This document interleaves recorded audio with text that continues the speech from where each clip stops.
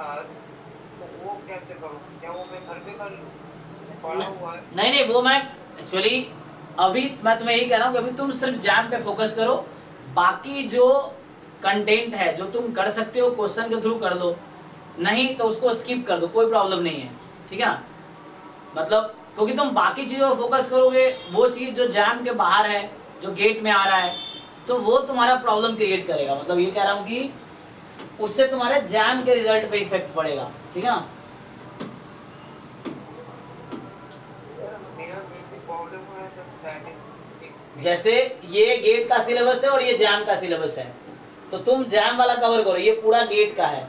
तो अभी तुम देख रहे हो मैं कॉमन क्यों पढ़ा रहा हूँ, क्योंकि ये जो पोर्शन मैं कवर कर रहा हूँ ये साथ ही कवर कर रहा हूँ। जब ये हो जाएगा तब बाहर के जो कुछ टॉपिक्स हैं, स्टोकेस्टिक, रिग्रेशन, नॉन पैरामेट्रिक और वो सब जो है, तो वो गेट वालों को ही करना है, तुम मत करो। तुम सिर्फ जो जैम वाले बच्चे हैं वो सिर्फ जैम वाले कंटेंट ही करो, बाकी जो है उसको स्किप करो, कोई दिक्कत नहीं। तुम कर सकते हो एग्जाम में, अगर आता है ट्राई कर लो, नहीं तो 70-80 मार्क्स का ही ढंग से अटेम्प्ट करो। ठीक है ना? बाकी स्टैट्स का क्या है, तो स्टैट तुम जैम वाला सिलेबस कवर करो बस। ठीक है? गेट का सिलेबस मत देखो, तुम जैम का सिलेबस देखो, जैम का पीवाईक्यू देखो। गेट का पीवाईक्यू, अभी पीवाईक्यू डिस्कशन होगा, तो पहले तो मैं गेट में से वो क्वेश्चंस कराऊंगा जो जैम के सिलेबस का है, उसके बाद फिर सेपरेटली बाकी डिस्कशन होगा। तो जैम वालों को दोनों तैयारी हो रही है, समझ लो। गेट वालों का भी दोनों हो रहा है, लेकिन गेट वालों को एक्स्ट्रा भी कराएंगे, ये है। तो और इवन जैम का लेवल क्वेश्चन का डिफिकल्ट है देन गेट का, अगर तुम कॉमन सिलेबस से बात करोगे तो करना तो जैम वाली चीजें भी हैं आपको।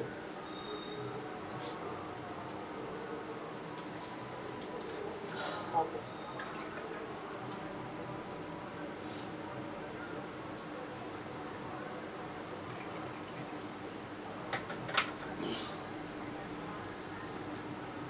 गेट तुम अगले साल भी दे सकते हो, जो जैम वाले बच्चे हैं इस बार जैम क्वालिफाई करो, इस बार भी गेट दो। नहीं सर, इस बार ही सर सब कुछ करना है, इसके हाँ आगे कर नहीं। सकते हो तुम, जैम, गेट, नेट तीनों एग्जाम एक साथ क्वालिफाई कर सकते हो। तुम सिर्फ जैम का ही ढंग से तैयारी करो, उसी अंडरस्टैंडिंग पे पूरा एग्जाम क्वालिफाई हो जाएगा। क्योंकि कहीं भी 100% नहीं लाना ना, तुम्हें गेट में भी 100% थोड़ी लाना है, तुम्हें 50-60 अटेम्प्ट करने वहाँ पे। तो जैम का फुल प्रिपरेशन करो और उसी नॉलेज पे तुम गेट का एग्जाम दो, उसी नॉलेज पे नेट का एग्जाम दो, सारा क्वालिफाई हो जाएगा। अगर जैम वाले कॉन्सेप्ट तुम्हारा बहुत क्लियर है, अच्छा है प्रॉब्लम सॉल्विंग स्किल, तो उसी पे सारा क्लियर हो जाएगा। ये चीज़ है। एक्स्ट्रा है, कर सकते हो तो करना, वरना मत करो, क्योंकि फिर वो तुम एक्स्ट्रा के चक्कर में तुम्हारा इसका जैम का नुकसान हो जाएगा, तो उसमें मत करो। अभी मतलब कहने का ये मतलब है कि अभी जैम करो, अगर गेट का मन हो तो इस बार दो, इम्प्रूव करना हो तो नेक्स्ट टाइम भी दे सकते हो। अब जैम इस बार खराब कर दोगे तो फिर दिक्कत हो जाएगा, ये है। तो गेट तो अगले साल भी दे सकते हैं, नेट भी अगले साल दे सकते हैं, जो जैम वाले बच्चे हैं उनको। गेट नेट का तो उनको तो करना ही है इसी साल। नहीं सर, मेरा ये लास्ट ही अटेम्प्ट है, मतलब इसके आगे शायद मेरे फैमिली मानेंगे कि नहीं। मैं वैसे भी मैं 2 साल मेरा गैप हो चुका है, मतलब अभी 21 का होने वाला हूँ, लेकिन मेरा एडवांटेज था कि मेरा 19 में ग्रेजुएशन हुआ था, मतलब 19 ईयर में हुआ था, लेकिन सर वो मानेंगे कि नहीं पता नहीं, इसीलिए सर थोड़ा सा। हाँ तुम कर दोगे, मैं ही कह रहा हूँ, तुम तीनों एग्जाम दो, तीनों का तीनों क्वालिफाई हो जाएगा। लेकिन अच्छे से तैयारी पहले जैम की करो, ढंग से जैम की ही तैयारी करो, उसी तैयारी पे सब हो जाएगा। जैसे हम डिस्कस करते हैं प्रॉब्लम, जैसे कल भी तुम देखोगे तो कल के क्वेश्चन में नेट वाला क्वेश्चन में डिस्कस किया हमने, गेट वाले क्वेश्चन में डिस्कस किए कल डिस्कशन में, जैम वाला तो करते ही रहते हैं। तो जैम, गेट, नेट सारा डिस्कशन तो सबका हो रहा है। अगर तुम सारी क्लास अटेंड कर रहे हो तो उसमें तुम्हारा तैयारी सबका हो रहा है एक्चुअली, ये है। अब गेट में थोड़ी, गेट में ज्यादातर तो 70-80 60-70 मार्क्स तो यही है, एप्टीट्यूड 15 नंबर का वो लगा लो, तो ये है। बाकी इधर थोड़े एक्स्ट्रा है, एप्टीट्यूड 50 नंबर का। नेट में भी ऐसे ही है, नेट में 4.5 नंबर का 450 मार्क्स का अप्रॉक्स पेपर है तुम्हारा, उसमें अटेम्प्ट 200 मार्क्स के करने हैं, उसमें मार्क्स तुम्हें 100 प्लस करना है, 100 प्लस हो गया क्वालिफाई हो गया। तो 450 नंबर का उसमें तुम्हें 100 प्लस स्कोर करना है। लेकिन उसका मतलब रेस्ट्रिक्शन है यूनिट वाइज, तो वो देखना पड़ता है कि इस यूनिट में इतने क्वेश्चन करने हैं, उस हिसाब से। सर नेट के लिए मैं एलिजिबल नहीं हूँ सर, वो एमएससी वाले स्टूडेंट हैं। मैं हाँ हाँ सिर्फ गेट और एग्जाम के लिए एलिजिबल हूँ। हाँ, तो दे के एक्सपीरियंस ले सकते हो एग्जाम का, कोई दिक्कत नहीं है। अगर एग्जाम जस्ट दे के क्वालिफाई कर सकते हो, ये है। लेकिन ठीक है, गेट जैम दोनों देना, दोनों हो जाएगा। ये रिकॉर्ड रहा है, अब जितने बच्चे जो अच्छे रहे वो सब गेट क्वालिफाई किया जैम वाला पिछले साल भी, तो ऐसा है। चलिए तो सर हाँ ठीक है, सर वो क्वेश्चन था सर, कौन सा? वो एक तो समेशन वाला और वो बता हो गया। समेशन वाला, हाँ समेशन वाले का सॉल्यूशन आया है, उसका आंसर k की वैल्यू जो है उसमें 1/e-1 होल स्क्वायर है, ठीक है ना, जो कल वाला क्वेश्चन था ना k की वैल्यू, तो k की वैल्यू आती है 1/e-1 होल स्क्वायर। अब कैसे आती है वो देखना है, वो बंसीलाल वाली कोई बुक है ना उसमें है एक्चुअली। तो हाँ दूसरा कौन सा है, एक तो ये हो गया, और कौन सा है? एक अभी ले गया है, तो उसमें मैंने x और y का डिस्ट्रीब्यूशन निकाल दिया, हाँ मुझे कोई कंडीशन, कोई कंडीशन वाले वो y/1 माइनस x का बोल दिया, ये बोल दिया। सो बाईवेरिएट बीटा जैम में है, नहीं है ना?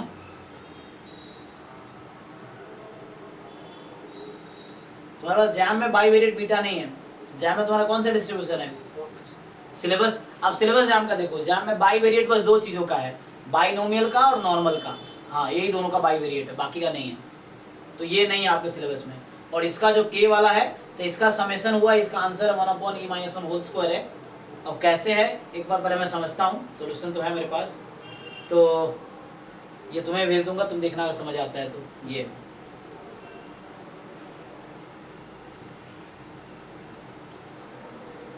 अभी हम लोग क्या करते हैं, हमने ये वाला टॉपिक कंप्लीट किया है, अगर क्वेश्चंस करने हैं तो कुछ क्वेश्चंस कर लेते हैं, फिर हम ये स्टार्ट करते हैं, तो कुछ क्वेश्चंस देख लो अगर चाहो तो। अच्छा मैं जैम का एक्चुअली देख रहा था, तो जैम का ही अगर मल्टीवेरिएट का है तो एक बार डिस्कस कर लेते हैं, या तो अरे यार तो ड्राइव ड्राइव कहाँ गया, ड्राइव हाँ। एक बार हम लोग जी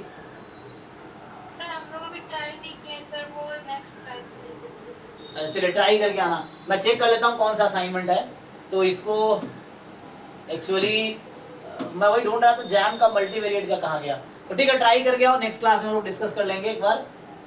इसमें ये होगा, अच्छा ये तो PYQ वाला है क्या, PYQ असाइनमेंट टॉपिक वाइज,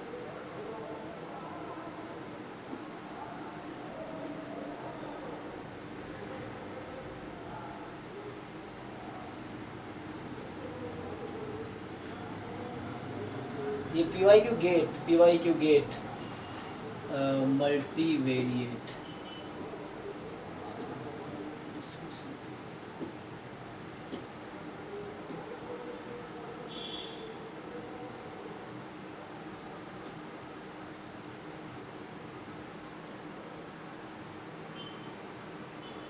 अच्छा ये है ना, एक्चुअली ये मुझे भेजना पड़ेगा ग्रुप में, ये मैं ढूंढ रहा था, तो हाँ मल्टीवेरिएट डिस्ट्रीब्यूशन जाएंगे, ठीक है ये ट्राई करके आना आप लोग। तो मल्टीवेरिएट पे भेज दो, अब आप एक एक असाइनमेंट होगा मल्टीवेरिएट, एक स्टैंडर्ड मल्टीवेरिएट, दो हो गया जैम का और दोनों गेट का होगा, ऐसे ही फिर बाहर के भी होंगे, तो ये जैसे जैम का है तो ये आप ट्राई करके आइए, नेक्स्ट टाइम इसको डिस्कस करते हैं, ठीक है। तो इसमें है ना बहुत सारे क्वेश्चन, 24 पेज है, सो इसको नेक्स्ट टाइम इसका डिस्कशन करते हैं, है ना। टोटल कितने 85 क्वेश्चन है इसमें, 85 क्वेश्चन में करने कम से कम 4-5 घंटे आपको लगेंगे करने में, ठीक है ना। तो इसको कंप्लीट करो, जब तक मैं इसको ग्रुप में पोस्ट कर देता हूँ, और अभी हम लोग ये डिस्कस कर लेते हैं बाईवेरिएट, सिलेबस तो कंप्लीट करना है ना, तो अभी हम लोग ये वाला पार्ट कर लेते हैं, standard multivariate distribution.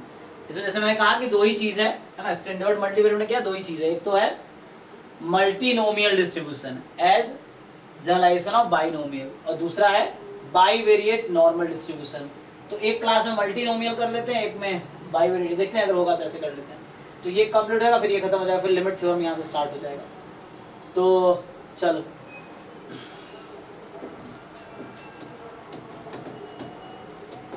Multinomial distribution है,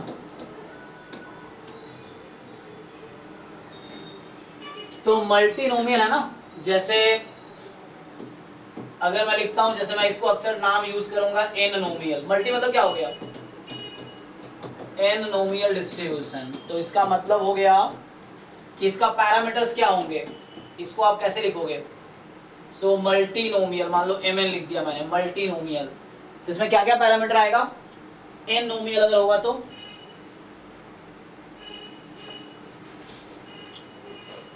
तुम n को 2 रखो तो बाइनोमियल में कितने पैरामीटर होते हैं? 2 पैरामीटर। तो वैसे ही n नोमियल में कितने पैरामीटर होंगे? मतलब मल्टीनोमियल है ना, मल्टी में n बोल दिया, n नोमियल डिस्ट्रीब्यूशन है तो n पैरामीटर होंगे, तो क्या क्या होंगे?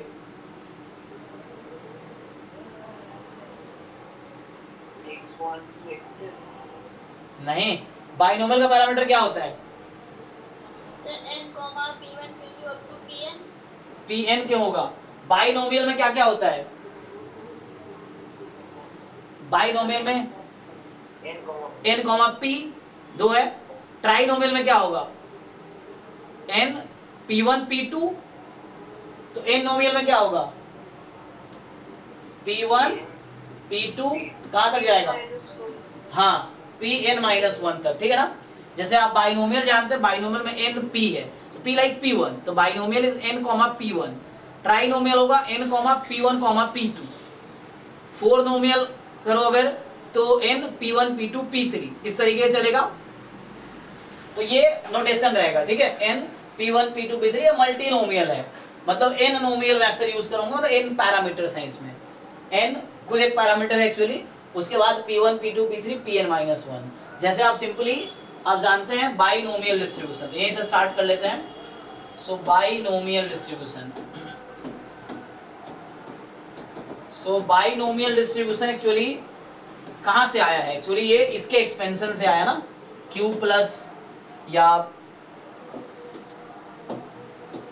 p प्लस q की पावर n का जो एक्सपेंशन है, इसी से आया ना ये। इसको जब ओपन करते हो तो समेशन n(c(x) p की पावर x q की power n minus x x from 0 to n, यही तो है आपकी प्रोबेबिलिटी बाइनोमियल में। तो वैसे ही क्या होगा, तो बाइनोमियल में आप क्या करते हो कि x का डिस्ट्रीब्यूशन है बाइनोमियल n, p, तो मैं p1 लिखता हूं तत्काल। तो x का इंटरप्रिटेशन क्या होता है? नंबर ऑफ सक्सेसेस, x का इंटरप्रिटेशन होता है number of successes in n trials, है ना, इन n बर्नौली ट्रायल्स, तो n ट्रायल्स ये है। So number of successes in n trials.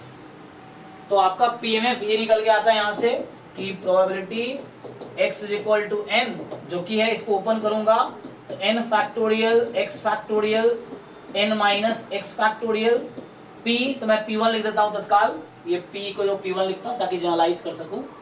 तो p1 की पावर x और q जो है 1 माइनस p1 है, इसकी पावर n माइनस x। सो आप रिलेट कीजिए, है ना, मतलब ये इसका एक्सपेंशन लिखते हो ये आता है। जैसे आपसे अगर पूछा जाए p plus q plus r की पावर n, इसका एक्सपेंशन क्या होगा? या मैं अगर लिखूं ऐसा, हाँ ठीक है, p प्लस क्यू था ना, तो या मैं इससे बेटर है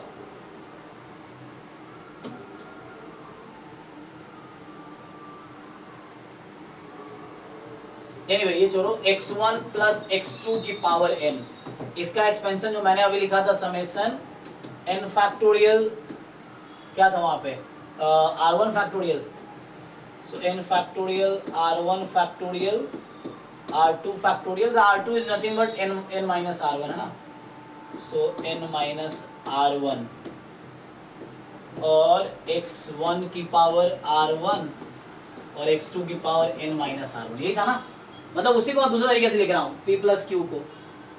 सो एन सी r1 x1 की पावर r1 x2 का माइनस r1। ऐसा मैं क्यों लिख रहा हूँ? एक्चुअली मैं इसको जनरलाइज करना चाह रहा हूँ, छोड़ो डायरेक्टली लिख देता हूँ x के इसकी पावर n। मुझे बताइए इसका एक्सपेंशन क्या होता है?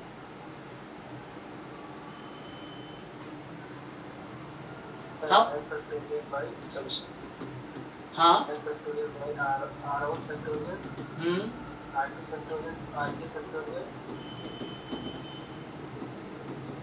आर के फैक्टोरियल और एक यहाँ भी होगा साथ में, रुक जाओ, जैसे यहाँ पे r1 था n माइनस r1 था ना, तो यहाँ पे आएगा n minus r1 minus r2 dot dot are के, ये चलेगा ना, ये रहेगा ठीक। हाँ उसके बाद इन टू में सो इनटू में आएगा आपके पास x1 की पावर r1, x2 की पावर r2, xk की पावर rk इनटू क्या आएगा, आप यहां ध्यान दो, ये जो x2 था ये क्या था एक्चुअली 1 माइनस x1 ही तो है। एनीवे तो यहाँ पे क्या होगा, अच्छा ये ठीक है xk लिख दिया ना, तो x1 प्लस x2 ओके है, ठीक है ओके है। अच्छा यहाँ पे इसकी जरूरत नहीं है एक्चुअली, नहीं, क्योंकि हम जो लिखते हैं वहां पे ये लिखते हैं, हाँ या तो सम हो जाए, अगर सम नहीं है तो सम n होना चाहिए ना, ऊपर वाले का सम n होना चाहिए।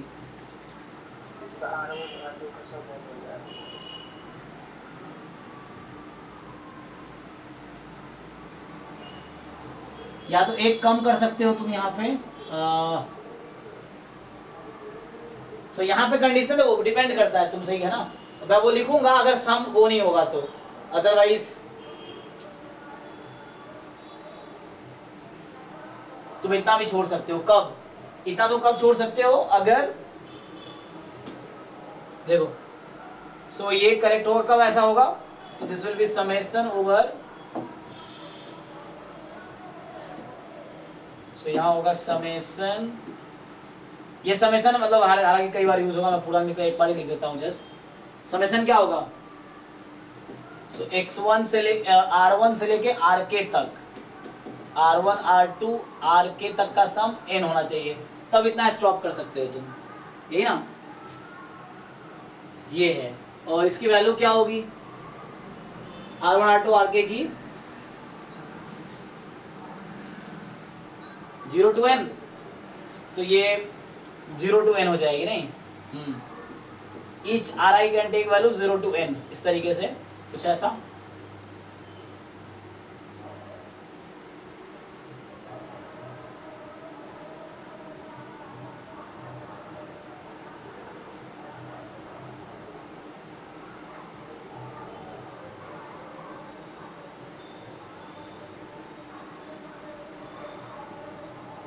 एनीवे तो ये मैं थोड़ा इससे रिलेट करना चाह रहा था, लेकिन ये तुम्हें मैथमेटिकली चले जाओ थे तो यहाँ पे आओ, तो मैं सीधा सीधा यहीं से स्टार्ट कर देता हूँ। तो हम लोग जो बाइनोमियल डिस्ट्रीब्यूशन लिखते हैं मैं यहीं से स्टार्ट कर लेता हूँ। सो जो बाइनोमियल डिस्ट्रीब्यूशन है मेरा, तो उसका डिस्ट्रीब्यूशन हम लिखेंगे कि जस्ट एक रैंडम वेरिएबल x है, मान लो x1 है, जिसका डिस्ट्रीब्यूशन क्या है बाइनोमियल n, p1, तो इसका pmf क्या होता है, तो वैसे मैं pmf के थ्रू डिफाइन कर देता हूँ। तो x1 इज इक्वल टू मान लो स्मॉल x है, so you already know the pmf,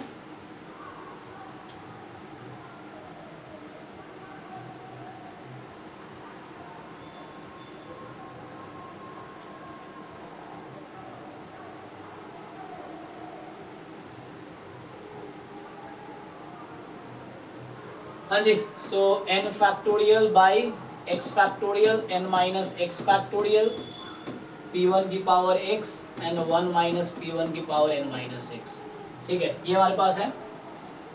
अब दूसरा होगा ट्राइनोमियल डिस्ट्रीब्यूशन। सो ट्राइनोमियल डिस्ट्रीब्यूशन कैसे लिखोगे इसको, सो यहाँ पे दो रैंडम वेरिएबल होगा x1 x2 विथ तो मैं इसको लिख देता हूँ मल्टीनोमियल तत्काल मान लो, क्योंकि trinomial is also one kind of multinomial, तो ऐसे लिख देता हूँ। सो n p1 p2, अब इसका pmf क्या होगा, सो let's say x1 is equal to small x1, x2 is equal to small x2, इसका क्या होगा डिस्ट्रीब्यूशन,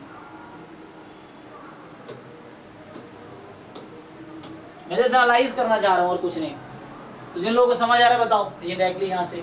सो ट्राइनोमियल, ये इसको बाइवेरिएट बाइनोमियल भी बोल सकते हैं। सो बाइवेरिएट बाइनोमियल डिस्ट्रीब्यूशन, यही ना, सो बाइवेरिएट बाइनोमियल, इसका पीएमएफ क्या लिखूंगा, हाँ n factorial x1 factorial x2 factorial n minus x1 minus x2 इसका फैक्टोरियल, हाँ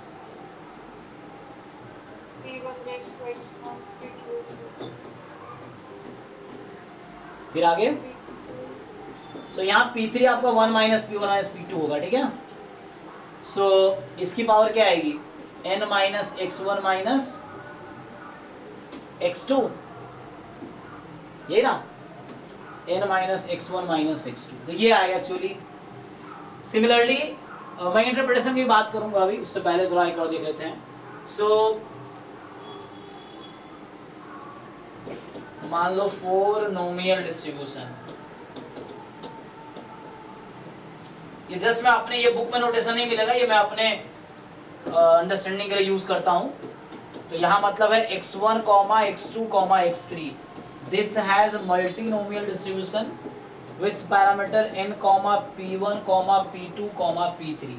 तो in the similar way we can write, जैसे अभी लिखा है आपने, तो उसी तरीके से मैं लिख सकता हूं इसको, probability x1 is equal to small x1, x2 is equal to small x2, x3 is equal to small x3, इस तरीके से। And this will give you n factorial upon x1 factorial, x2 factorial, x3 factorial, n minus x1 minus x2 minus x3 factorial, इस तरीके से, and into p1 की power x1, p2 की power x2, p3 की power x3, ठीक। और 1 minus P1 minus P2 minus P3, इसकी power आएगी, स्पेस ही नहीं बचा ना, सो इसकी पावर आएगी n minus x1 minus x2 minus x3। तो यहाँ तक देख लो, ये कुछ क्लियर हो रहा है यहाँ से। सो पहले मैं मैथमेटिकली रिलेट करना चाह रहा था, तो यहाँ पे हालांकि सम ओके है, तो ये जो है R1 से Rk तक का सम n है, फिर वो Rk को तुम n माइनस वो कर सकते हो। तो लोग क्या करते हैं, इसी को जो मैं पहले लिखना चाह रहा था, सो इसी को क्या करते हैं लोग, है ना, कि अगर आप यहाँ पे आओगे तो इसी को लोग ऐसा लिखते हैं कि n factorial R1 factorial R2 factorial Rk minus 1 factorial, और Rk को यहाँ से वैल्यू निकाल देता है वो कि n minus R1 minus R2 minus Rk minus 1, इसकी फैक्टोरियल। फिर वैसे ही यहाँ पे चलता है कि x1 की पावर, यहाँ पे सम इसका चल रहा है, तो वहाँ पे P1 P2 P3 होता है, ठीक है ना। तो इसी के बेस पे बनाए गए, मैं ये कहना चाह रहा हूँ कि कहीं ना कहीं इसी का रेफरेंस लेके बनाया गया है।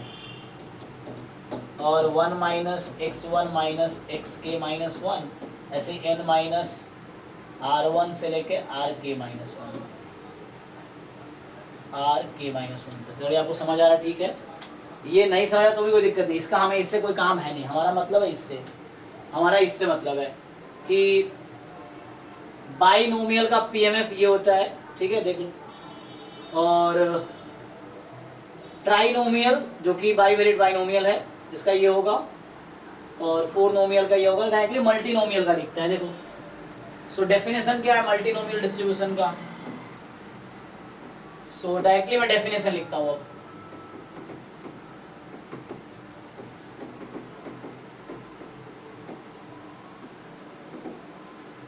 So the random vector, random vector क्या है, x1 x2 x, कितना लिखूं मैं, k माइनस 1, दिस हैव, हाँ क्या, हाँ डिस्क्रीट होगा, ये डिस्क्रीट रैंडम वेक्टर, हाँ। So discrete random vector x1 x2 xn minus 1 has multinomial distribution, nomial distribution with parameters। तो पैरामीटर्स क्या आएंगे इसमें, n, p1, p2 up to p of k minus 1, if and only if। तो ऐसा हो कि probability x1 is small x1, capital X2 is small x2, capital X3 is small x3, इस तरीके से capital X k minus 1 is equal to small x k minus 1, and this will be equal to, तो मैं यहाँ लिख देता हूँ, this will be equal to n factorial upon x1 factorial x2 factorial x k minus 1 factorial, ये तो रहेगा, and फिर आएगा n minus x1 minus x2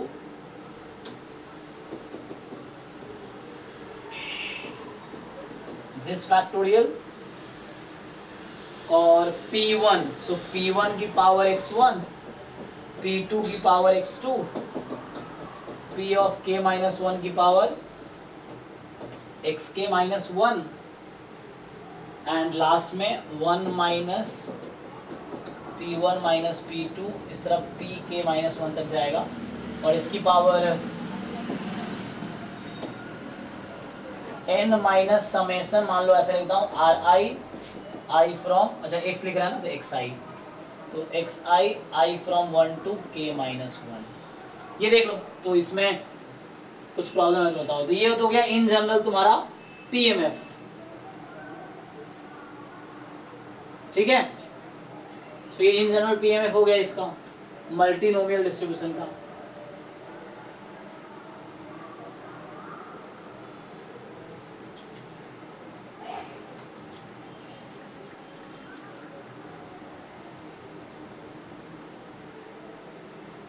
support क्या होगा इसका, यहाँ पे सपोर्ट क्या लिखेंगे, फॉर, तो इसका सपोर्ट क्या है, x1 x2 xk माइनस 1 में क्या रिलेशन है,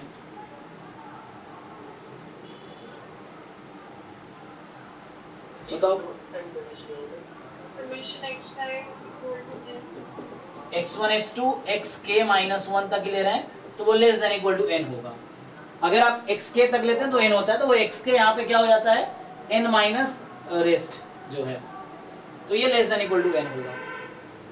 अच्छा, इंटरप्रिटेशन क्या होता है, क्या होता है कि आपके पास जैसे है कि x1, x2, xk माइनस 1 जो मेरे पास है, दैट हैव मल्टीनोमियल डिस्ट्रीब्यूशन। सो चंचल आपका माइक कौन है, तो यहाँ से आ जाएगा n, p1 p2 up to pk minus 1, ये है ना। तो what is meaning of n, जैसे बाइनोमियल में n क्या होता है, टोटल नंबर ऑफ ट्रायल्स, तो यहाँ पे क्या होगा, सो मैं उसके हिसाब से क्वेश्चन बनाऊंगा।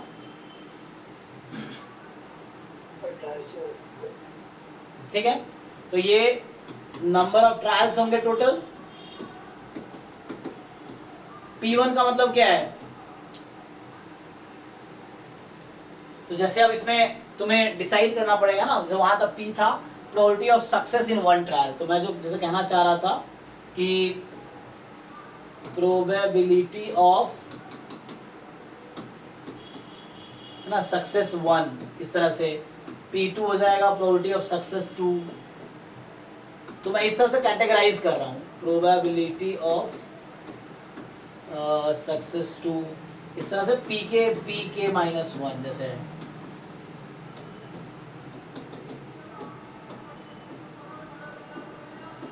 k माइनस 1 इस तरह से है, कुछ लिख दिया, तो अलग अलग डिवाइड हो गया। अब जो फेलियर है वो क्या हो जाएगा, so probability of failure in each trial, मान लो होगा प्रोबेबिलिटी ऑफ फेलियर, तो फेलियर का यहाँ मतलब है इनमें से कोई भी नहीं आया ना, तो वहां पे क्या आ जाएगा, वहां पे इन ईच ट्रायल, तो यहाँ पे फेलियर कैसे लिखोगे तुम लोग, सो ये 1 minus p1 minus p2 minus pk minus 1, इस तरीके से कुछ इन जनरल बात करें तो हम इसके अलावा जो कि होता था ये इसी लिखते ना वहाँ पे हम लोग पीएमएफ में। सो ऐसा है, एक दो क्वेश्चंस ट्राई करता हूँ, रुको। तो क्वेश्चन क्या होगा,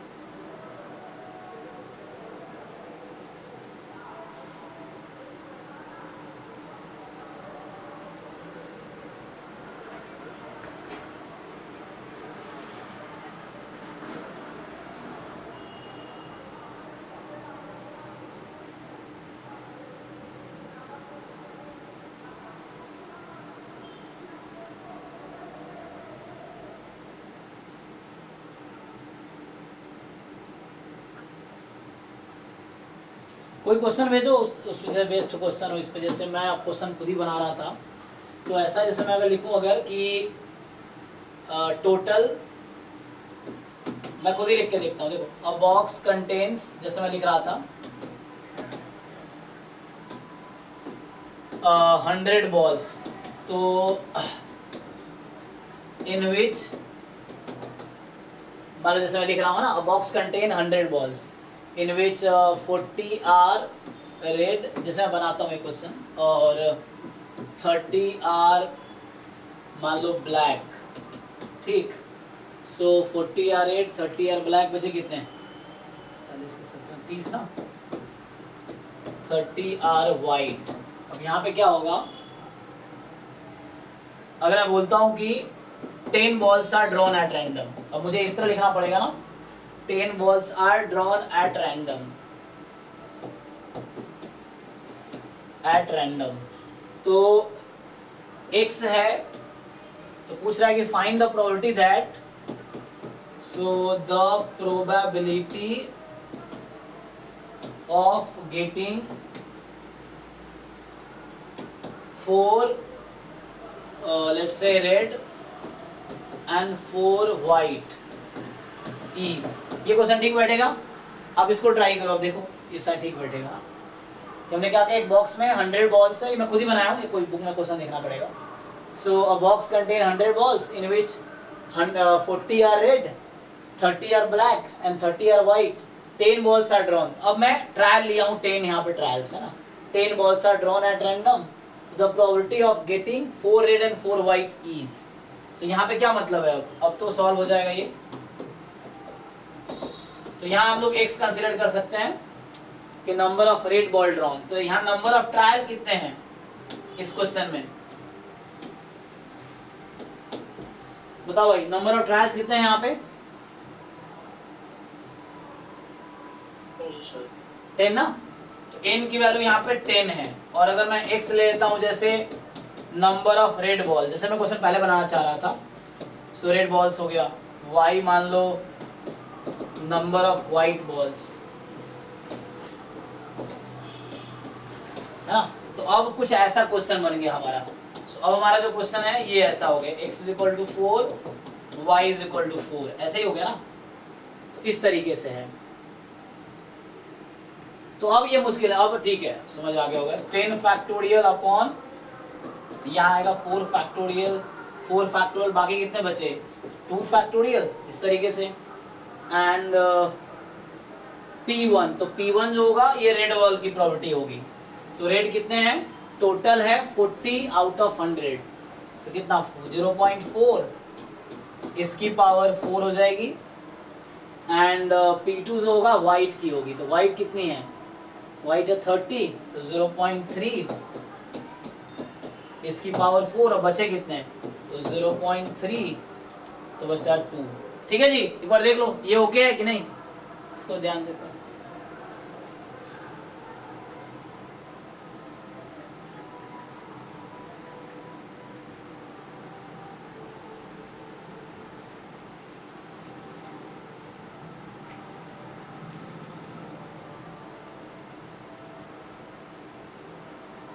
हाँ ना बोलो भाई, ठीक है कि नहीं, देख लो एक बार, एक क्वेश्चन मैंने खुद ही बनाए हैं, तो वैसे हो जाएगा, कोई दिक्कत नहीं है। हेलो हाँ सर, ये कॉम्बिनेशन से नहीं हो सकता क्या? कौन से कॉम्बिनेशन लगाओगे, सर वो सर होता है ना कॉम्बिनेशन लगा करके सर, विथ रिप्लेसमेंट, यहाँ पे लिखना पड़ेगा विथ रिप्लेसमेंट। हाँ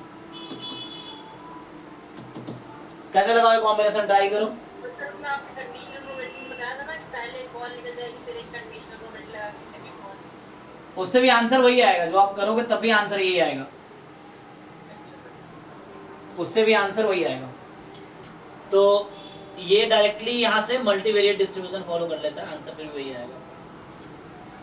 एनीवे थ्योरेटिकल पार्ट पे आते हैं, क्वेश्चन तो देख लेंगे। तो अभी कहने का मतलब ये है, मेरे पास किसी या थ्योरी पे आता हूँ मैं, तो हमारे पास अगर डिस्ट्रीब्यूशन है x1 x2 xk - 1, इसका डिस्ट्रीब्यूशन है मल्टीवेरिएट डिस्ट्रीब्यूशन, है ना, या हाँ ठीक है, multinomial distribution with parameter n P1 P2 Pk minus 1। तो मेनली रिजल्ट देख लेते हैं यहाँ पे। सो ईच xi का डिस्ट्रीब्यूशन क्या होगा, देन मार्जिनल डिस्ट्रीब्यूशन, ये तो ज्वाइंट हो गया ना। सो marginal of xi is, so each xi का डिस्ट्रीब्यूशन क्या आएगा यहाँ पे, सबको पता ही होगा ये तो, है ना, ठीक है। तो ये सब आप लोग जानते हैं। सो बाइनोमियल n कॉमा pi, तो लाइक x1 का distribution binomial n comma p1, x2 का binomial n comma p2, x3 binomial n comma p3, इस तरीके से आएगा। तो ये हो गया।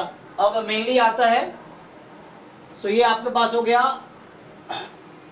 ईच xi का डिस्ट्रीब्यूशन आ जाएगा this, what is the distribution of sum of xi and xj, मतलब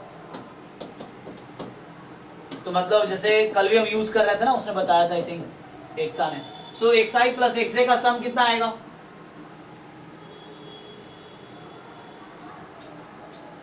so what is distribution of xi plus xj, इसका डिस्ट्रीब्यूशन क्या होगा जहां ij डिफरेंट है।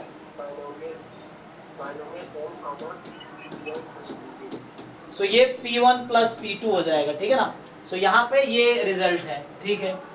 सो बाइनोमियल है ना, similarly we can write for x1 plus x2 plus x3 xi plus xj plus, अच्छा मतलब pi p's है ना, यहाँ pi p's है, मतलब pi प्लस pj जो भी डिस्ट्रीब्यूशन रहेगा।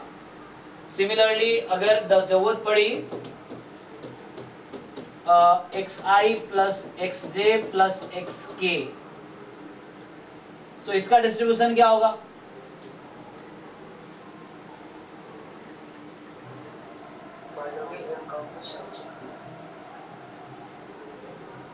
तो ये आपका आ जाएगा binomial n comma p i plus P J plus P के, इस तरीके से।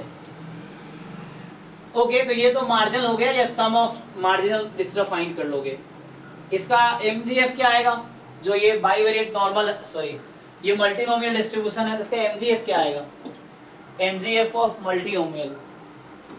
सो अच्छा ईच xi का डिस्ट्रीब्यूशन तो पता ही है तुम्हें, तो हमने ये देखा कि ईच xi जो है बाइनोमियल n कॉमा पी आई है, तो यहाँ से मीन इजीली निकाल सकते हो, e of xi n into P I, variance of xi क्या होगा n into P i into 1 minus P i, इस तरह से। सो ये तो मार्जिन में इजीली फाइंड कर सकते हैं। इनफैक्ट अगर इसका mgf लिखे mxi का, तो क्या होगा qi प्लस पी आई है ना, e की पावर t और इसकी पावर n। सो मतलब कहने का मतलब ये हो गया कि 1 minus P i plus p i into e की power t whole power n। ये तो इंडिविजुअल कोई भी एक सिंगल रैंडम वेरिएबल बाइनोमियल, तो वो तो आप ऑलरेडी जानते हो। So this you already know कि अगर x बाइनोमियल ni, p है तो pi है, मतलब n, pi है, तो क्या डिस्ट्रीब्यूशन आएगा। अच्छा ज्वाइंट में क्या, अभी मैं देखा जैसे xi, xj, सो इसका जो डिस्ट्रीब्यूशन होगा, क्या डिस्ट्रीब्यूशन लिखेंगे इसका, xi, xj का, जहां ij डिफरेंट है।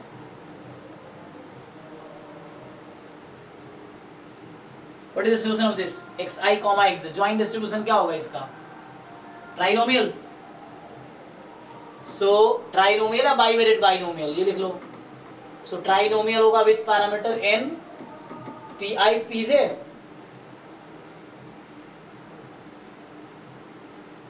हाँ जी।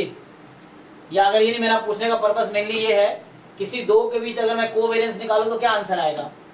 So what is the covariance between xi and xj, ये फाइंड कर सकते हो, क्या आएगा, जीरो क्यों आएगा, इंडिपेंडेंट तो है ही नहीं ना, इंडिपेंडेंट थोड़ी कहा है ना, तो ये इंडिपेंडेंट नहीं है ना, ये तो मल्टीनोमियल है, तो यहाँ इंडिपेंडेंट नहीं है आपके पास।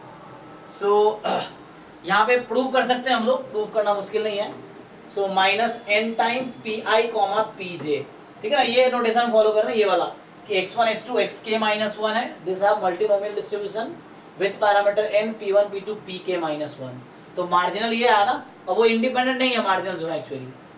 सो और इसीलिए यहाँ पे सम ऐसा हुआ, वरना इंडिपेंडेंट केस में अलग था। हमने देखा था कि x है बाइनोमियल n1, p और y है binomial n2, p। X and y are independent, तब होता था सम उसका n1 plus n2 comma p। लेकिन यहाँ पे इंडिपेंडेंट जरूरी नहीं, इंडिपेंडेंट नहीं है, तो यहाँ xi प्लस xj ये हो रहा है binomial n p1 plus p2 या pi प्लस pj, जो कल भी आपने यूज किया था। तो ये covariance between xi and xj अगर आप फाइंड करोगे तो ये आएगा n pi pj। अगर इसको प्रूव करना है तो हम प्रूव भी ट्राई कर सकते हैं, डेफिनेशन से आ जाएगा।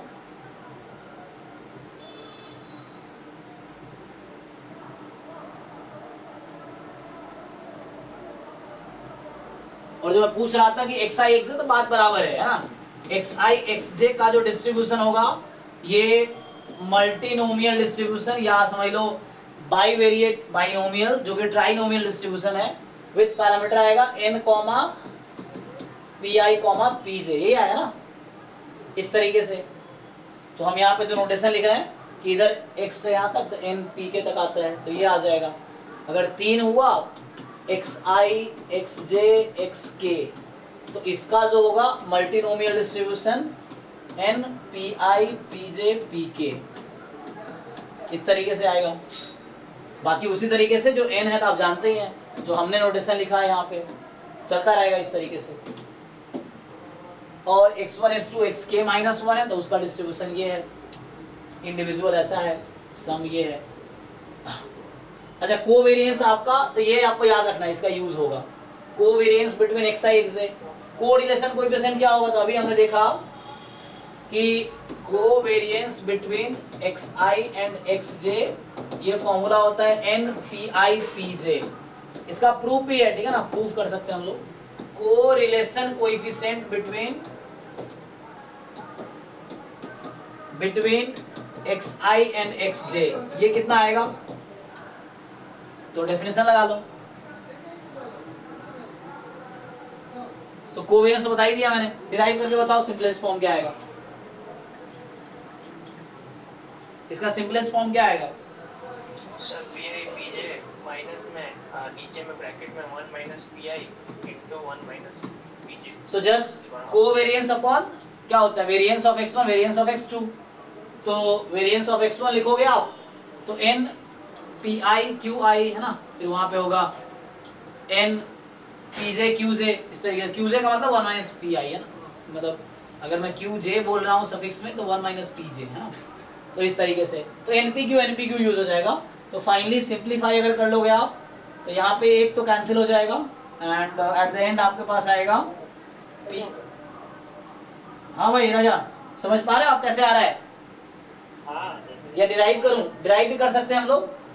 सो covariance xi xj upon variance of xi into variance of xj इस पूरे का रूट।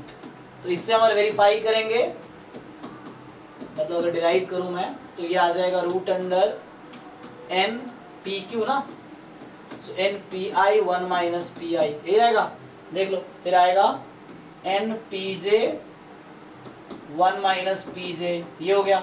इसको सिंप्लीफाई कर दो, तो जब सिंप्लीफाई करोगे आप तो क्या होगा, रूट है तो इसको एक रूट से कैंसिल, तो फाइनली जो बचेगा आपके पास n कैंसिल हो गया। सो 1 माइनस pi 1 माइनस pj, एक तो ये बचा हुआ है इस पूरे का स्क्वायर रूट। देखो सिंप्लीफाई होगा यही आएगा। सो ये अगर आप सिंप्लीफाई करोगे तो एट द एंड यही बचेगा, ठीक है ना। तो ये आंसर आएगा, एक तो ये आ गया।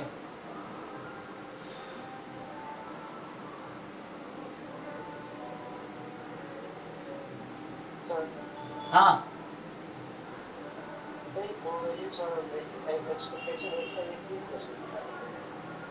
हाँ कोवेरिएंस xi xj कैसे निकालेंगे। सो प्रोडक्ट कैसे करते हो तुम लोग, mgf से कर लोगे, mgf से आ जाएगा। चलो तो mgf से आ जाएगा। अगर मैं पूछूं तुमसे, जैसे xi हमने देखा सिंपली ये है बाइनोमियल n कॉमा pi, तो इसका mgf क्या होगा, जस्ट xi का mgf क्या होगा, तो ये हमने देखा ऑलरेडी। सो qi प्लस pi e की पावर t इसकी पावर n, qi मतलब 1 माइनस pi। अब ये बताओ मुझे जो xi xj है वो क्या है, मल्टीनोमियल या ट्राइनोमियल बोल दो, n P I comma P जे, तो इसका कोई मुझे बताओ एमजीएफ क्या आएगा। T1 कॉमा T2 के टर्म में ही लिख देता हूं, क्या आएगा जी?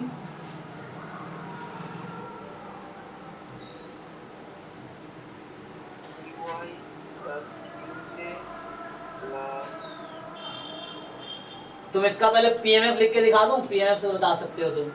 तो अगर पीएमएफ लिख दूंगा ना तो ये आएगा, देखो ये आएगा पी आई ई की पावर टी क्या एक्स आई, अच्छा यहाँ पे हाँ, तो मैं चलो टी आई टी से मैं लिख देता हूँ, right right. So T I और टी से मैं लिख देता हूँ, है ना। सो पी आई की पावर टी आई प्लस, सो यहाँ टी के टर्म में हाँ plus 1 minus P I minus P जे। हाँ, ये तुम्हारा क्यू आई है जो तुम बोल रहे थे ना, मतलब क्यू है और इसकी पावर एन। अब बताओ भाई, जो तुम्हारा क्वेश्चन है आदित्य, अब क्या एमजीएफ से हम लोग ई टाइम x1 x2 निकाल सकते हैं? तो मुझे जो चाहिए एक्स आई एक्स जे, ये होगा पार्शियल डेरिवेटिव कर दो एक बार टी आई के रेस्पेक्ट में, और ये आई जे में अगर प्रॉब्लम हो रहा है तो 1 2 कर दो, आई को 1 जे को 2, x1 x2 करे कर लो, उस तरीके से आ जाएगा। सो ये टी एक्स है ना, टी जे दो बार डिफरेंशिएट कर लो इसको m t i comma t j को, तो उससे आ जाएगा। तो इससे आपका ये हो जाएगा ई ऑफ x1 x2, और वहां से कोवेरिएंस का फॉर्मूला आ गया। तो इन जनरल मैं बात करूं यहाँ पे, इन जनरल अगर आप बात करो कि जिनको भी क्वेरी पर पूछो तो उससे और क्लियर होगा। तो हमारे पास जो है x1 x2 xk माइनस 1, इसका डिस्ट्रीब्यूशन है multinomial with parameter n p1 p2 up to pk minus 1, ठीक है, ये है। अब इसका mgf क्या है, तो m t1 comma t2 up to t of k minus 1 क्या आएगा, बताया जैसे p1 e की पावर t1 p2 e की पावर t2, यही चलता रहेगा, pk माइनस 1 e की पावर tk माइनस 1, और आगे क्या होगा प्लस ये लिखो p i i from 1 to k minus 1, तो ये q टाइप का हो गया, मतलब q जैसा बिहेव कर रहा है, q प्लस p की पावर t था ना, तो इसकी पावर n, ये आ गया आपके पास। तो ये जो मल्टीनोमियल डिस्ट्रीब्यूशन है उसका mgf आ गया, मल्टीनोमियल डिस्ट्रीब्यूशन का ये mgf है।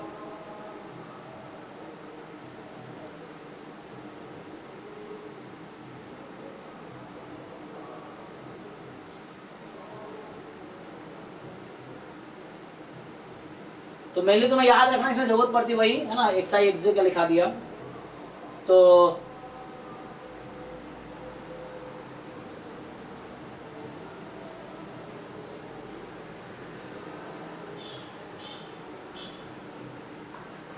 So what is distribution of y given x, ये क्या आएगा,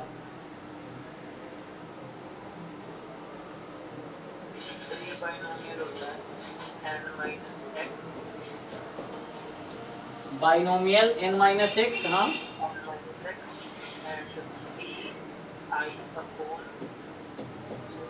n माइनस एक्स यहाँ पे, अच्छा एक मिनट, तो मैंने वाई एक्स लिख दिया है, तो मैं काम करता हूँ यहाँ पे अगर मैं लिख दूं कि x j given x i is equal to x, चलो ठीक है, इसका डिस्ट्रीब्यूशन क्या है,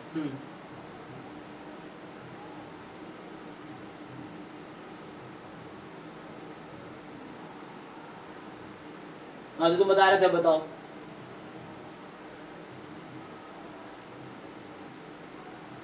सर इसमें होगा बाइनोमियल n माइनस x, हाँ n माइनस मान लो एक्स आई है, सो n माइनस एक्स आई कॉमा, सर इसमें ऊपर आएगा pj और नीचे आएगा 1 माइनस pi, सो pj 1 माइनस pi, ये डिस्ट्रीब्यूशन होगा।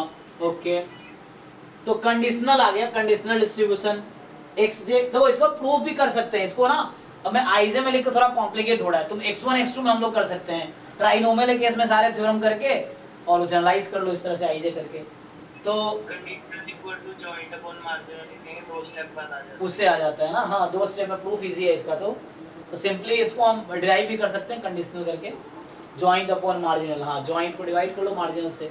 तो यहाँ से क्या पता चला कि ये जो कल भी एक क्वेश्चन गेट में इस तरह क्वेश्चन आते हैं ना, तो expectation of x j given x i है ना, तो ये क्या आ जाएगा यहाँ से, इजी है। सो एक्स जे गिवन एक्स आई कर लो, या अगर मैं पीएमएफ लिखूं इसका प्रोबेबिलिटी और तुम लिखना चाहो इसी से कि what is the probability of x j is equal to x, तो लिख लोगे यहाँ से ना, वो आ जाएगा। तो डायरेक्टली लिख लो इसी तरह से, मीन बताओ यहाँ पे। सो मीन अगर आप फाइंड करोगे x j given x i is equal to small x i, तो यहाँ से n p, so n minus x i time small p J upon 1 minus P i, इस तरीके से आ जाएगा। वेरिएंस भी वैसे ही आ जाएगा अगर वेरिएंस निकालना हो तो। सो अगर आपको वेरिएंस फाइंड करना हो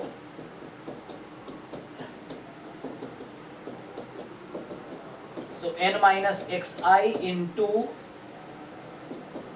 P J upon 1 minus P i into कितना बचेगा, तो 1 माइनस करना पड़ेगा उसको, तो सिंप्लीफाई कर लेना, डायरेक्टली लिखता हूँ 1 minus P J upon 1 minus P I, इसका एलसीएम ले लो है ना,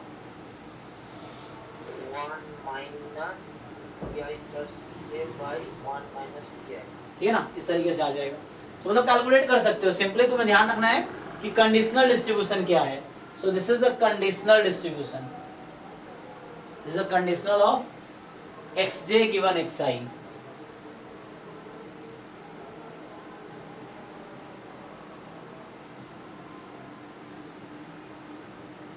इसमें जो डाउट है देख लो एक बारी।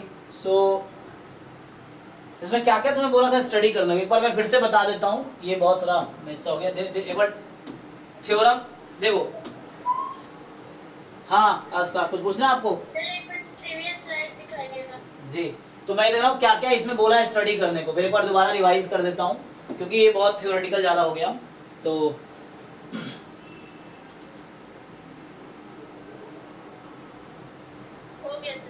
सो मेनली क्वेश्चन अभी नेक्स्ट क्लास में देखेंगे, इसमें तो और क्लियर होगा। तो क्वेश्चन के थ्रू, जैसे कल हम थ्योरम्स कर रहे थे, कल गेट के क्वेश्चन कर रहे थे ना, वहां पे एक आया था ये वाला, एक तो सम वाला आया था, फिर कंडीशनल का भी मीन का कल फॉर्मूला यूज हुआ था डाउट क्लास में।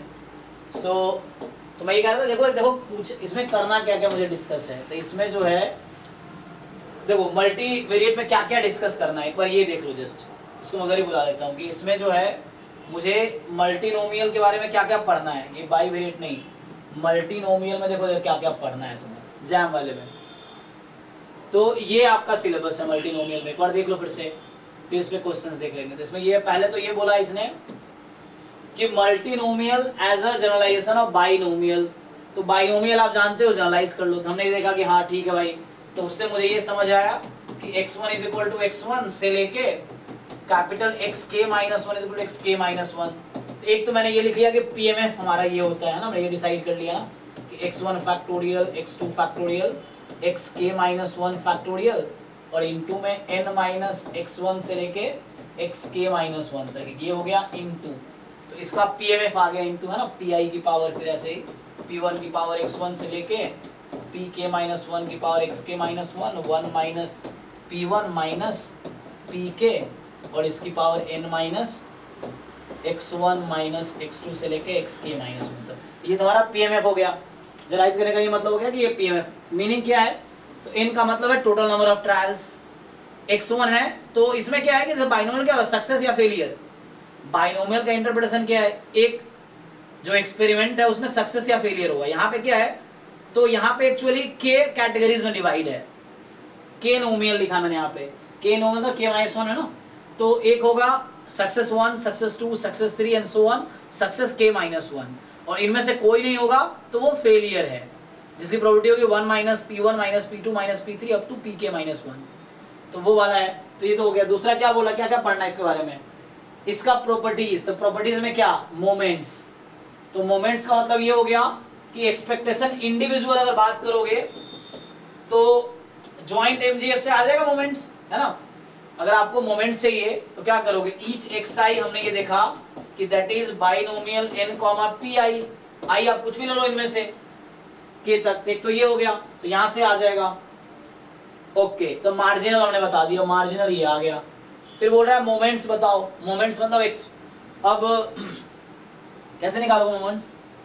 सो वन वेरिएबल का तो ओके है, टू वेरिएबल में जैसे अभी क्वेश्चन आया था कि e of x i x j कैसे आएगा, तो e of x i x j कैसे आएगा, हम एमजीएफ लिख लेंगे, उससे डिफरेंशिएट कर लेंगे, है ना, del t i del t j, या अभी x1 x2 की बात कर लो सिंपली, तो t1 del t2 m t1 comma t2। अब ये क्या है m t1 t2, तो ये अगर आप डिस्कस करोगे m t1 t2 जो है, तो हमने पहले देख लिया है कि mgf ऑफ, मैं जस्ट दो के बारे में बात कर रहा हूँ ना, सो m of t1 comma t2, तो ये था हमारे पास p1 e की power t1 plus p2 e की power t2 plus 1 minus p1 minus p2, आप लोग चेक करना, ठीक है।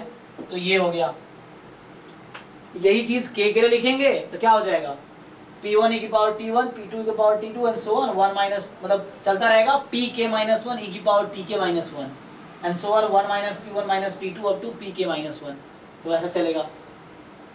कोरिलेशन तो हमने लिखा ही है कि जो टू रैंडम वेरिएबल है तो covariance between xi and xj, इसका फॉर्मूला आएगा minus n p I P जे।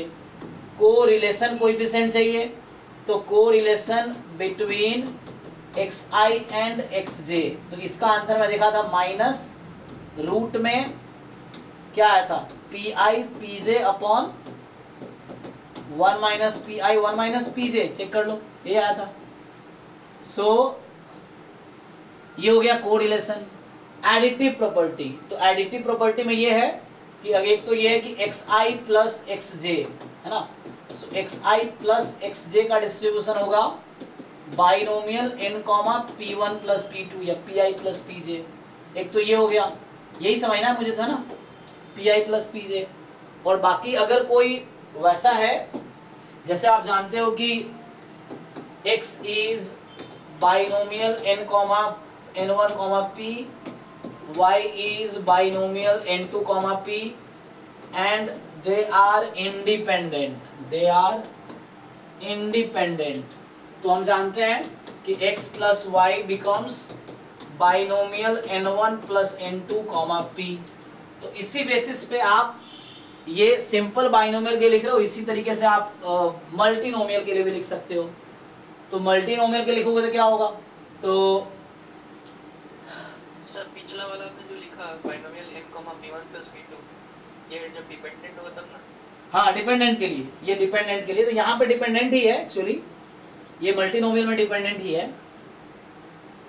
हाँ ये डिपेंडेंट के लिए एक्चुअली, इंडिपेंडेंट के लिए नहीं। सो ये डिपेंडेंट रैंडम वेरिएबल है यहाँ पे, मतलब मल्टीनोमियल का पार्ट है, सिंपल समझो ना, if they are part of multinomial then, so if xi xj है ना have trinomial distribution then this property will hold. अगर xi xj में ट्राइनोमियल डिस्ट्रीब्यूशन है then this property will hold. So trinomial distribution होगा ना यहाँ पे, simple individually अगर हम बात करेंगे तो जैसे ये मल्टीनोमियल है तो अगर आप जस्ट xi xj कंसीडर करो, सो this is trinomial, trinomial is bivariate binomial n pi pj, individually binomial है, टू एट अ टाइम तो ट्राइनोमियल है, इस तरीके से। सो ये केस तब है यस जब they are following trinomial distribution. And यहाँ पे है तो वैसे ही अगर रैंडम वेक्टर एक है, मान लो कि अगर इसी तरह से मैं थ्योरम लिखूं अगर कि x1 x2 up to xk minus 1 they have multinomial distribution with parameter n1 p1 p2 up to pk minus 1 and other random vector is y1 y2 y let's say k minus 1 ही है। So they are multinomial distribution, they have multinomial distribution with new parameter n2 अब यहाँ P1 P2 Pk के लिए कोई और parameter use करना पड़ेगा मुझे। सो मान लो यहाँ पे Q1, तो ये Q1 वो 1 माइनस P1 वाला नहीं है, तो मुझे नया यूज करना पड़ेगा। सो प्रोबेबिलिटी को और किससे डिनोट करते हो आप? Q1 डैश या P1 डैश P2 डैश कर सकते हैं, या डेल्टा 1 ले लो, डेल्टा 2 ले लो, डेल्टा K माइनस 1। मान लो ये प्रोबेबिलिटीज है डेल्टा जो है, तो उस केस में and they are independent random vector. So are independent random vector. So ये इंडिपेंडेंट रैंडम वेक्टर है। देन जो ये सम है, तो लेट्स से इसको कैपिटल X बोल दो, इसको कैपिटल Y बोल दो। सो X प्लस Y जो कि इंडिविजुअली सम हो जाएगा, तो क्या होगा रैंडम वेक्टर का सम जो हो जाएगा x1 plus y1 comma x2 plus y2, इस तरीके से है xk minus 1 plus yk minus 1। सो ये जो रैंडम वेक्टर है इसका डिस्ट्रीब्यूशन क्या होगा बताओ आप लोग। अच्छा, तो यहाँ पे गलती हो गया ना, यहाँ पे तो मुझे सेम ही रखना पड़ेगा तभी सम होगा एक्चुअली। यहाँ पे आप चेंज नहीं कर सकते, otherwise we can not sum. ये जो मैं थ्योरम लिख रहा हूँ इसका जनरलाइजेशन, यहाँ पे नोटिस किया होगा ना कि जब ये इंडिपेंडेंट है तो P कॉमन है, P कॉमन है तब जाके सम जो आपका बाइनोमियल बन रहा है, अदरवाइज बाइनोमियल नहीं बनेगा। तो यहाँ जो मैं लिख रहा हूँ तो I have to take the PI's common. तो आईआईडी होने से तब डिफरेंट ले सकते हैं। आईडी का नहीं, देखो यहाँ पे चूंकि मैं क्या कर रहा हूँ कि आईडी भी कर सकते हैं, तो n प्लस n, तो इसी थ्योरम को जनरलाइज कर रहा हूं मैं। तो यहाँ पे इंडिपेंडेंट रैंडम वेक्टर है, दो रैंडम वेक्टर इंडिपेंडेंट है। सो न्यू वाला तभी मल्टीनोमियल बनेगा जब ये PI's कॉमन होंगे। तो इसका जो आंसर आएगा दैट विल बी मल्टीनोमियल और n1 प्लस n2 बाकी कॉमन रहेगा, P1 P2 है ना, अदरवाइज वो मल्टीनोमियल नहीं जनरेट करेगा। अगर मैं डिफरेंट लूंगा तो ये बिल्कुल इसका जनरलाइजेशन जो वन वेरिएबल में आप करते थे तो उसको जनरलाइज किया मैंने, तो ये होल्ड करेगा, यही चीज है। हालांकि कंडीशनल जैम में है भी नहीं, गेट में आ गया था ना, जैम में तो है भी नहीं। तो हमने ये भी देख लिया हालांकि कि xi given xj is equal to मान लीजिए xj है, तो हमने देखा ये कि बाइनोमियल होगा n माइनस xj, तो है ना इसका डिस्ट्रीब्यूशन क्या होगा n माइनस xj, कंडीशनल की बात कर रहा हूं मैं। So n minus xj comma pi upon 1 minus pj, check करो xi गिवन xj की बात कर रहा हूं मैं, ठीक है। सो n माइनस xj ये कंडीशनल हो गया। तो यही मेनली मोरलेस यही पूछना चाह रहा है, तो यही चीज आपको पढ़नी है, मेनली यही है। क्वेश्चंस हम देख सकते हैं इस पे जो आए हैं। सो आई थिंक कुछ पूछना है तो आप पूछो।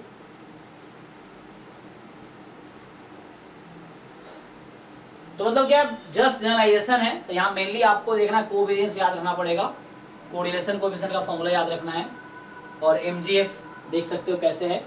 क्वेश्चंस ट्राई कर सकते हैं हम लोग, तो मल्टीनोमियल पे कुछ क्वेश्चंस मिलेंगे हमें, देखो ट्राई करते हैं। सर हाँ relation between x i x से भी रो से डिनोटेड होगा किसमें किसमें? हाँ यार, relation between x i x जो होता है वो यूनिवेरिएबल में तो वो होता है, इधर भी वो ही होगा। हाँ रो आई जे लिख सकते हो, यहाँ जो फॉर्मूला लिखा है तो इसको तुम रो आई जे लिख सकते हैं, इसको हम लोग so we can write it rho ij, no problem।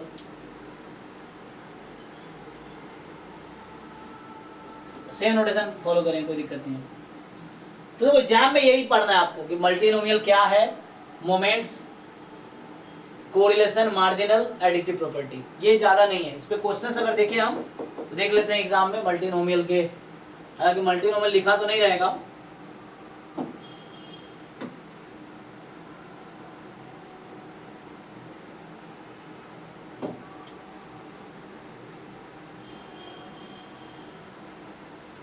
तो डायरेक्ट मल्टीनोमियल से नाम से तो नहीं आया है क्वेश्चन, कोई हमें ढूंढना पड़ेगा क्वेश्चन, है ना।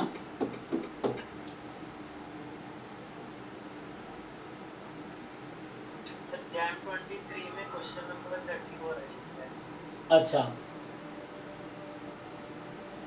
जैसे गेट का हम कल कर रहे थे, गेट का भी रिकॉल कर सकते हैं। तो जो कल क्वेश्चन हम गेट वाला कर रहे थे वो देख सकते हैं हम लोग।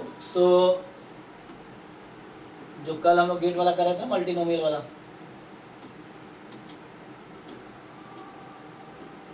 अच्छा वो वहीं से ओपन किया था हमने और ड्राइव से। सो जैसे वो गेट वाला जो क्वेश्चन हम लोग कर रहे थे ड्राइव वाला, एक बार देख लो। तो उसमें हम क्या है,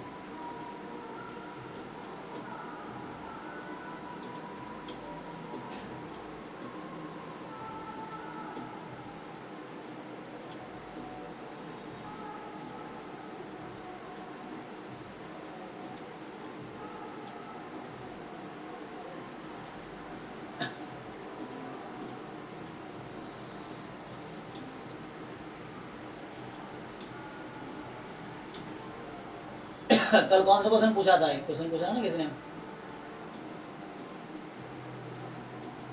सर क्वेश्चन नंबर 6।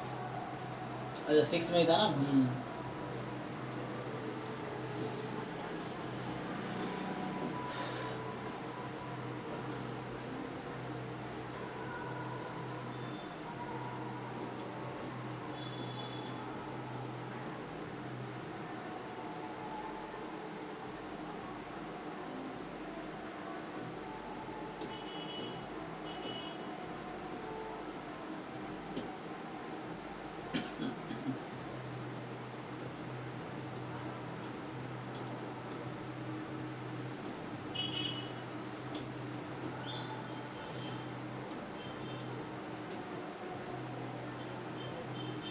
ये भी है ना एक क्वेश्चन, जैसे ये 9 भी है देखिए। तो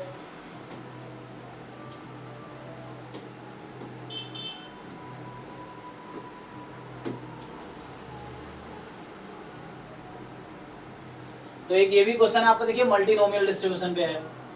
सो ये क्या बोल रहा है कि the joint PDF of x y z दे रखा है। तो क्या है ये, n factorial upon x factorial, y factorial, z factorial, k factorial, है ना।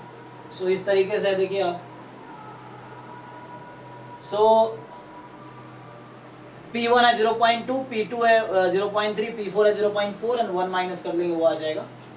सो अब क्या है आपके पास, the variance of the random variable y z। तो पहले दूसरा तरीके से मैं करना चाह रहा था कल, कोवेरिएंस वाला फॉर्मूला यूज करके मैं सॉल्व करना चाह रहा था ना, variance y plus variance z plus 2 time covariance y z। उसका भी तो दोनों अप्रोच है। तो एक उन्होंने सजेस्ट किया था, तो है ना, आज हमने थ्योरम लिखा ही है। तो यहाँ से y का इंडिविजुअल डिस्ट्रीब्यूशन देखोगे तो y होगा बाइनोमियल 10, P2 0.3, z होगा बाइनोमियल 10, z है ना तीसरा P3 0.4। तो यहाँ से तुम y प्लस z का डिस्ट्रीब्यूशन, क्योंकि they are part of multinomial distribution, तो ये हो जाएगा बाइनोमियल कितना 10, 7। ये हो गया। तो एक अप्रोच ही है। दूसरा अप्रोच चूंकि मैं उस कल वो यूज करना चाह रहा था, तो यहाँ से आ गया 10, 0.7, they are part of multinomial. आपसे पूछा वेरिएंस बताओ, तो हम ऑलरेडी जानते हैं कि y प्लस z का वेरिएंस क्या होगा, NPQ। सो NPQ कितना हो गया 21, और ये तो 2.1 हो जाएगा। ठीक है, तो ये आ गया। दूसरा मेथड हम लगा सकते हैं, अगर ये आप नहीं यूज करो तो सेकेंड वही था, वेरिएंस y प्लस z बराबर कि variance y plus variance z plus 2 time covariance between y z, और इसका भी फॉर्मूला हमें आता है, तो उससे भी हो जाएगा। तो आंसर ये थोड़ा लंबा मेथड हो गया है ना, 10 इंटू 0.3 इंटू 0.7 प्लस यहाँ आएगा 10 into 0.4 into 0.6 plus 2 time covariance between y z। तो हमने पढ़ा है कोवेरिएंस बिटवीन xi xj क्या है, minus n time pi pj। तो उससे अगर सॉल्व करेंगे तो ये हो जाएगा minus 10 time pi pj। pi कितना है 0.3, 0.4। आप इससे आंसर सॉल्व करो, आंसर तब भी सेम आएगा। ये थोड़ा कैलकुलेशन है ना लेंदी हो गया, तो सेकेंड अप्रोच ये है। सो आंसर इससे वही आएगा। तो ये कितना 2.1 और इधर से आ जाएगा, चेक कर लेते हैं, तो 24, सो 2.4 माइनस 2 इंटू कितना आ गया यहाँ पे देखो, सो 4 3 12 दूने 24, 2.4 माइनस में आ जाएगा, तभी आंसर वही आया, तो माइनस 2.4, तो फाइनली आंसर आ गया 2.1 ही। तो कोई भी अप्रोच, ये मेथड यूज करो तो ये आसान है, अगर आपने डायरेक्टली सम लिख लिया, so they are part of multivariate distribution, multinomial distribution, so multinomial distribution, तो यहाँ पे n p1 प्लस p2 हो गया, इससे आ गया, नहीं तो इससे आ जाएगा, आंसर दोनों सेम ही आएगा, मेथड कोई भी दो मेथड हो गया, तो आंसर दोनों में अगर p सेम हो जाता तो कोई बात नहीं, तभी आंसर वही होता है, 0.6 हो जाता है यहाँ पे, तभी कोई दिक्कत नहीं है, p सेम है तो मैंने ये मल्टीनोमियल डिस्ट्रीब्यूशन का पार्ट है, तो इसीलिए यहाँ पे सम ऐसा हो रहा है, अलग अलग मुझे कहीं दे दिया, अगर तुम्हें सेपरेटली कहीं लिखा हुआ है कि y is binomial 10 0.3 z binomial 10, तो ऐसा जरूरी नहीं कि सम ये आएगा, यहाँ सम ऐसा क्यों हो रहा है, क्योंकि they are part of multinomial distribution, इसीलिए, सो ये दोनों मार्जिनल डिस्ट्रीब्यूशन है मल्टीनोमियल का, तो इसलिए ऐसा हो रहा है यहाँ पे। अगर ऐसे कोई भी रैंडमली दे दिया एक डिस्ट्रीब्यूशन बाइनोमियल दूसरा बाइनोमियल है, तो वैसा जरूरी नहीं वैसा होगा, यहाँ पे मल्टीनोमियल का पार्ट है इसलिए ऐसा हो रहा है। और वो जो हम देख रहे थे कि x, हाँ सर अभी सर मल्टीनोमियल पे y और z कोवेरियंस निकाला तो मतलब 0 पे आ गया है, तो आप यहाँ पे ऐड कर दिया, ये थ्योरम है, तुम समझे नहीं, अगर इंडिपेंडेंट होता तब है x बराबर binomial n1p, y binomial n2p, xy are independent, तो सम क्या होता है, बाइनोमियल अरे उल्लू n1 प्लस n2p होता है, वहां पे इंडिपेंडेंट है, तो अगर x1 x2 इंडिपेंडेंट है तो वहां p कॉमन होना चाहिए तभी बाइनोमियल आएगा, तो x is binomial n1p, y is binomial n2p, सो उस केस में, या मैं चलो आसानी के लिए बताता हूँ, xy डिस्ट्रीब्यूशन है वो np np दोनों है, तो अगर इंडिपेंडेंट है तो सम उसका आएगा 2n, p, ठीक, लेकिन अगर xy जो है part of multinomial distribution, xy are marginal of multinomial distribution, तो उस केस में जरूर नहीं वो इंडिपेंडेंट नहीं होगा, इंडिपेंडेंट इनफैक्ट, है ना, कोवेरियंस नॉन जीरो आएगा यहाँ पे, और अगर इंडिपेंडेंट है तो कोवेरियंस जीरो होगा, कोवेरियंस जीरो नहीं है तो पक्का डिपेंडेंट है वो, तो मल्टीनोमियल में जो भी रैंडम वेरिएबल डिपेंडेंट ही होंगे, तो डिपेंडेंट ही होंगे, तो अगर डिपेंडेंट है तो उस केस में, और मल्टीनोमियल का था बाइनोमियल np और बाइनोमियल np, इसका सम करेंगे तो उस केस में सम होगा n, 2p, ध्यान रखो, इंडिपेंडेंट में क्या हो रहा है, डिपेंडेंट में क्या हो रहा है, समझ रहे हो ना, अगर इंडिपेंडेंट है तो सम होगा बाइनोमियल 2n, p, और डिपेंडेंट है तो सम हो रहा है बाइनोमियल n, 2p, एक में फर्स्ट कंपोनेंट ऐड हो रहा है, दूसरे में सेकंड कंपोनेंट ऐड हो रहा है, इंडिपेंडेंट के लिए p कॉमन होना चाहिए, डिपेंडेंट वाला केस यहाँ पे n कॉमन होने चाहिए, तो ये डिफरेंस है, so they are the marginals from the multinomial distribution, then sum is n common ही रहेगा, तो यहाँ सेकेंड कंपोनेंट ऐड हो रहा है जब डिपेंडेंट है तो, और इंडिपेंडेंट होता तो p कॉमन होना चाहिए पहली बात, then you will add the first component, otherwise binomial नहीं होगा वो, तो ये दो अलग अलग केस है, एक इंडिपेंडेंट है तब, और दूसरा मल्टीनोमियल का मार्जिनल है मतलब डिपेंडेंट है तब, तो ये ध्यान रखना है कब फर्स्ट कंपोनेंट ऐड होगा, कब सेकंड कंपोनेंट ऐड हो रहा है। एक और क्वेश्चन 9th हो गया, और जो ये बता रहे थे कि ये वाला 6th,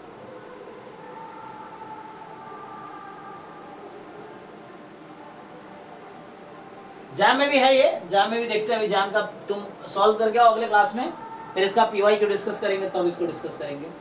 सो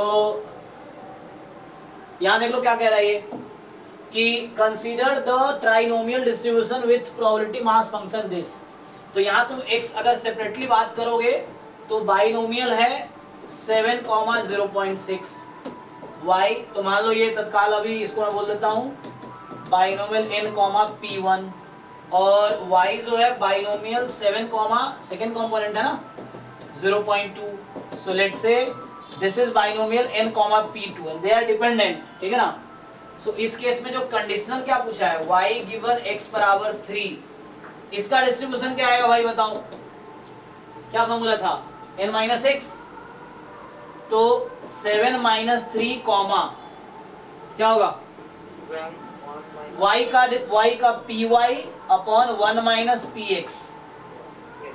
तो ये फाइनली आ गया बाइनोमियल 4 कॉमा P2 का मतलब 0.2 1 माइनस P1 0.6 तो मतलब 0.4 तो कट के आ गया 0.2 अपॉन 0.4 कितना 1/2।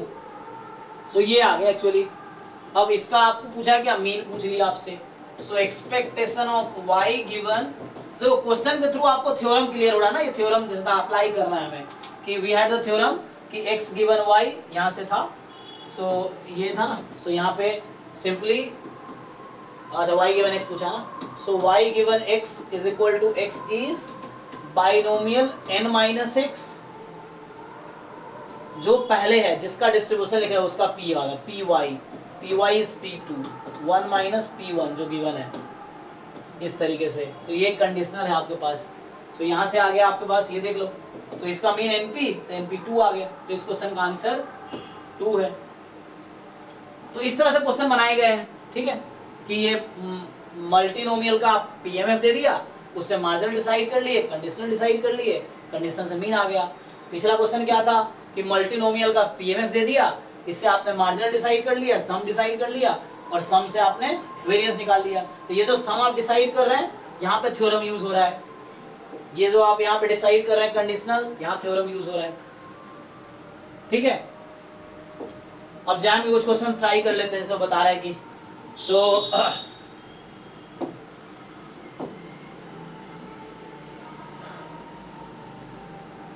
क्वेश्चन जो है जैम में भी आए हुए हैं, अब ढूंढना पड़ेगा उसके लिए। तो 23 में काफी अच्छा क्वेश्चन आया हुआ था। चलो ट्राई कर लेते हैं। 34 यस सर, शायद 34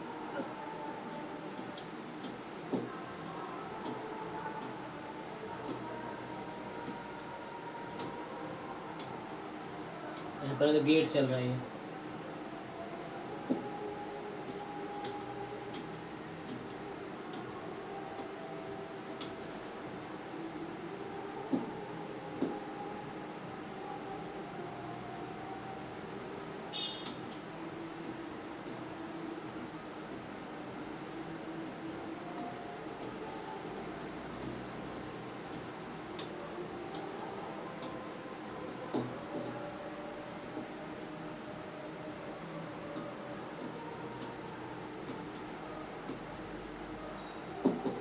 अच्छा, जो गेट वाले बच्चे भी हैं जैम के क्वेश्चन सॉल्व करो, ये देखेंगे।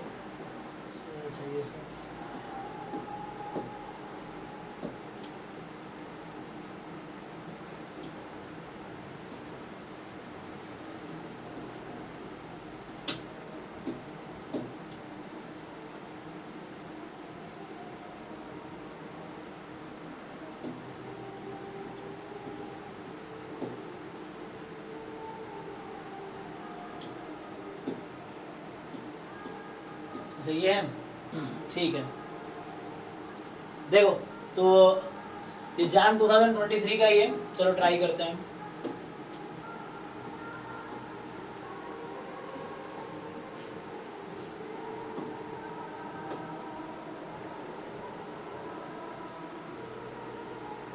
देखो भाई क्वेश्चन, तो इसमें क्या है कि x1 x2 be random variable having PMF this. तो पहले तो c निकालना है आपको, तो c क्या होगा, what do you think? 12 factorial तो आएगा 1/3 टू द पावर 12। सो यहाँ पे ब्रेक करोगे आप तो आएगा है ना, c के प्लेस पे रहेगा 1/12 फैक्टोरियल, और पीआई क्या दे रखा है इन्होंने, x1 x2 be the random vector having probability mass function this.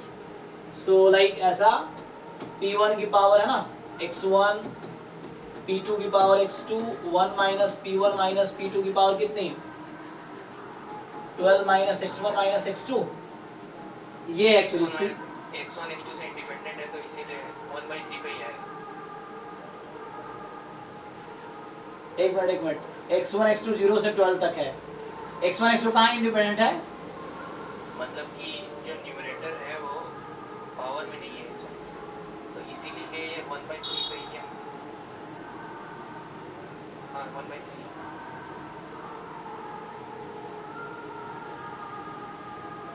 Okay, तो टोटल सम कितना होना चाहिए? टोटल सम के ऊपर 12 होना चाहिए। हाँ ठीक है, वो तो सही है। और x1 x2 x3 ठीक है, तो यहाँ से x1 का डिस्ट्रीब्यूशन क्या है? सर हाँ ये तो सर 12 फैक्टोरियल इनटू होगा 1/12 फैक्टोरियल। सॉरी, हाँ ये मैंने बोलता लिख दिया, मतलब 12 फैक्टोरियल ऊपर है ना, c के जगह क्या होगा? हाँ सॉरी, हाँ 12 फैक्टोरियल इनटू, ठीक है हाँ। तो यहाँ पे x1 का डिस्ट्रीब्यूशन क्या है? बाइनोमियल 12, x1 मतलब सॉरी p1 x1 का है हाँ और x2 का वही 12, हाँ। तो बोल रहा है कि e of x1 plus x2 बताओ। सो e ऑफ x1 क्या होगा? अलग अलग कर लो। सो क्या हो जाएगा इसका? 12p1 12p2 ऐड कर लो। 12 टाइम p1 प्लस p2 कितना हो जाएगा? 1, 12 ही आ गया। अच्छा एक मिनट, तुम अगर x1 प्लस x2 को 12 ले लो,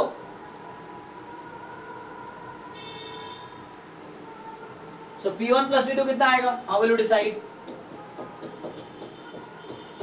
सर वही कह रहा हूँ कि x1 और x2 न्यूमरेटर में है ही नहीं, तो वो सिर्फ एक ही नंबर के लिए सेटिस्फाई करेगा, तीनों इक्वल हो जाएंगे 1/3 पे, तभी वो x1 x2 हट जाएगा।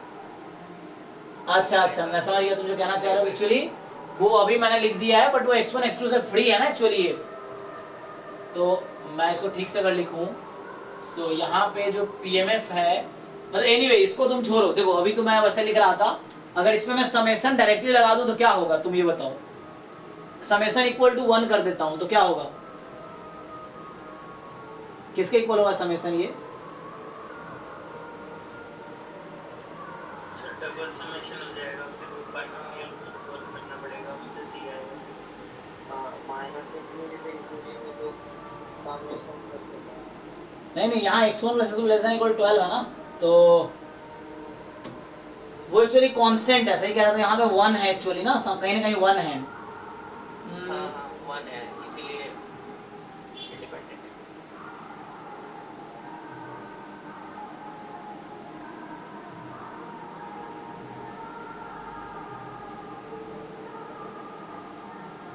मतलब पावर में देखो, इसको मैं अलग डिटेल में करता हूँ। देखो तो यहाँ पे जो आपके पास है probability x1 is equal to x1, ये आपको दे रखा है c time x1 factorial x2 factorial 12 minus x2 factorial ये है। अब मैं ये कहना चाह रहा हूँ तुम लोगों से कि यहाँ पे x1 x2 से ये फ्री है, मतलब ये c कोई कांस्टेंट होगा ना, तो ये रैंडम वेरिएबल से फ्री है एक्चुअली, ये कहना चाह रहे हो तुम।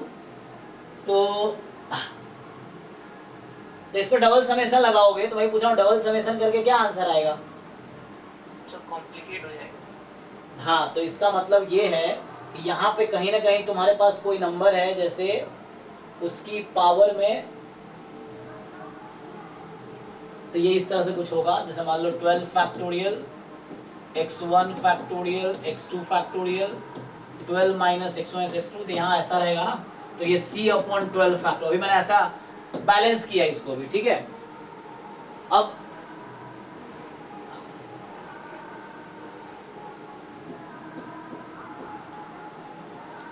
अब इसका बताओ, अब क्या होगा एक्चुअली कि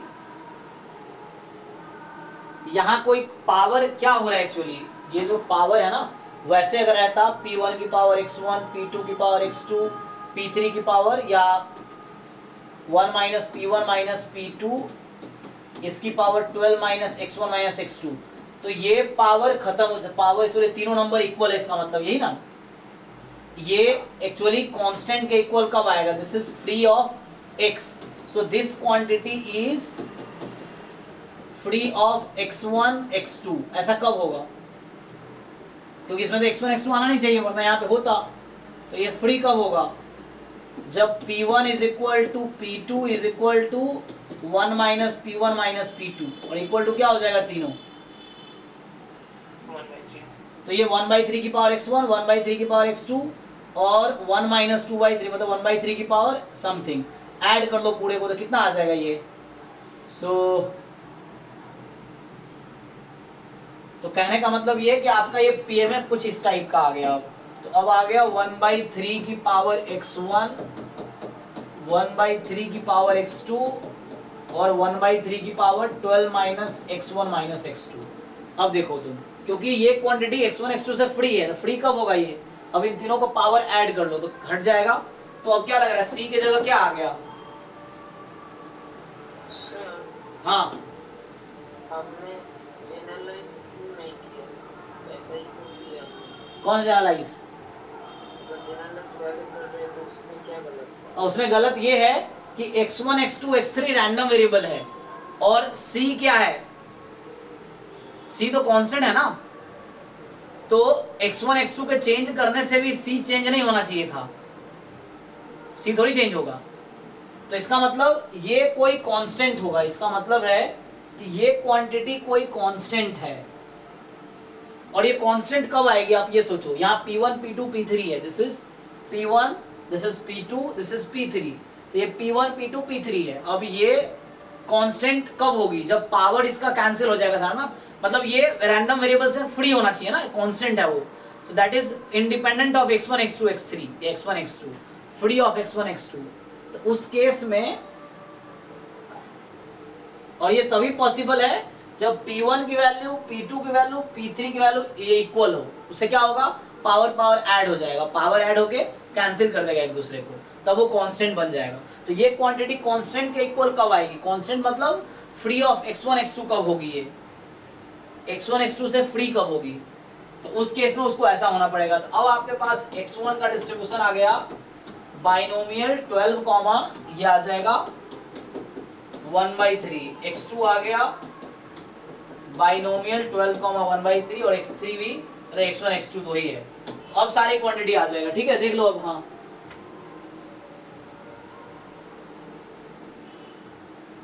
तुम खुद ही सोचो, अगर मैं तुमसे पूछूं कि मान लो यहाँ पे नंबर है P1, इसकी पावर x1, P2 की पावर x2 और P3 की power 1 minus x1 minus x2 is free of x1 and x2, या this does not depend on x1 and x2। ऐसा कब हो सकता है तुम सोचो? So this will happen if and only if P1 is equal to P2 is equal to P3, ऐसा होगा।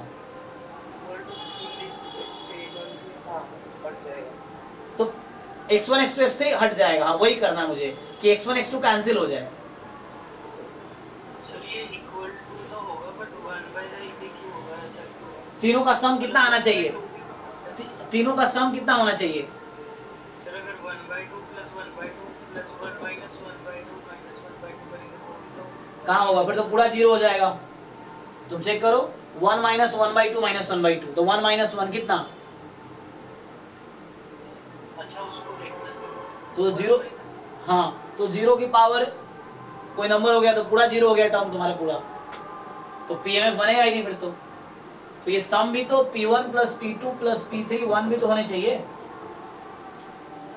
अरे ये ऐड कब कर पाओगे? इसको इसको इसको ऐड तब जब तीनों इक्वल होगा ना, तभी तो ये कैंसिल कर पाएगा उसको। तो यहां से आ गया, बाकी सारा काम हो जाएगा। देखो ये आ गया तो बाकी सारा हो जाएगा। सो अब बाकी सारा काम हो जाएगा। तो हमें फॉर्मूला तो पता ही है। तो इससे क्या होगा, x1 प्लस x2 का डिस्ट्रीब्यूशन हो जाएगा बाइनोमियल कितना 12, 2/3। हाँ तो इससे अब आ जाएगा np, तो 4 3 12, ये ट्रू हो गया। वेरिएंस npq, तो n2 1/3 तो 8/3, ये भी ट्रू हो गया। कोवेरिएंस का फॉर्मूला लिखा माइनस n p1 p2, सो 1/3 1/3 n है 12, ठीक है देख लो।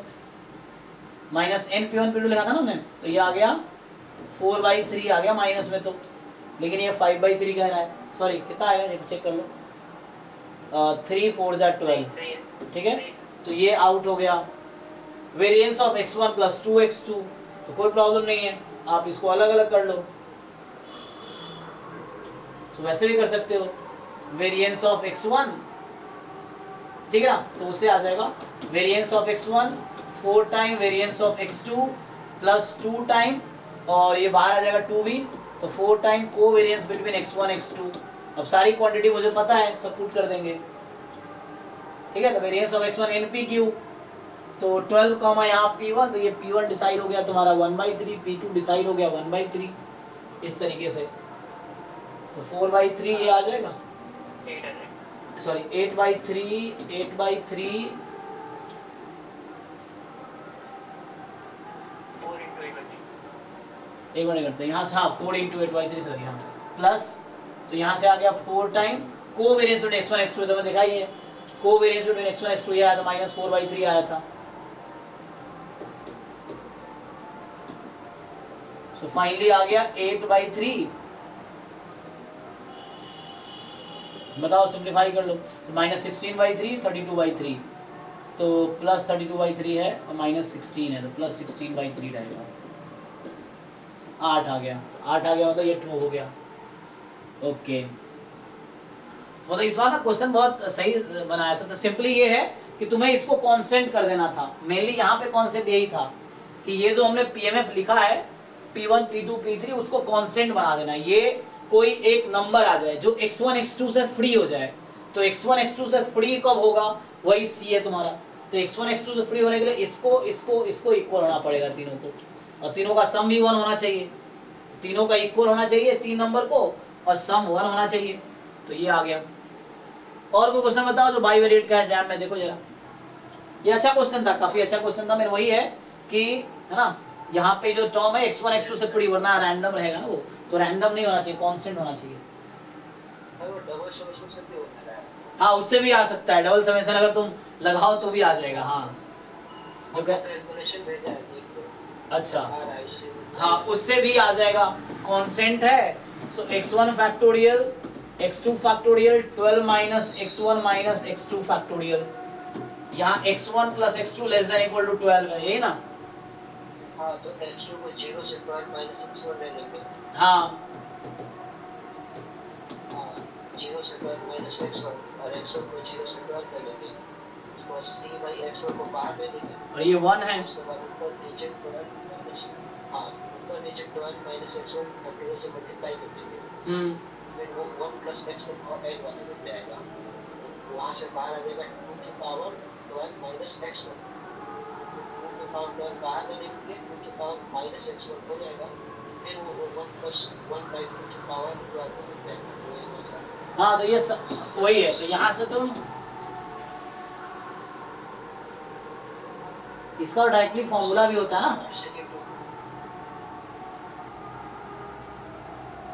आपको कैलकुलेशन मिल जाएगा।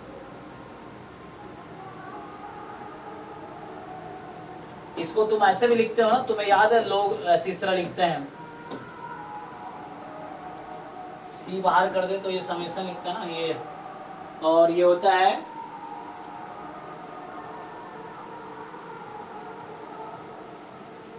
ठीक है। इसका एक्सपेंशन हम कर सकते हैं, तो इसमें मैं क्या करूं, 1 की पावर x1 1 की पावर x2,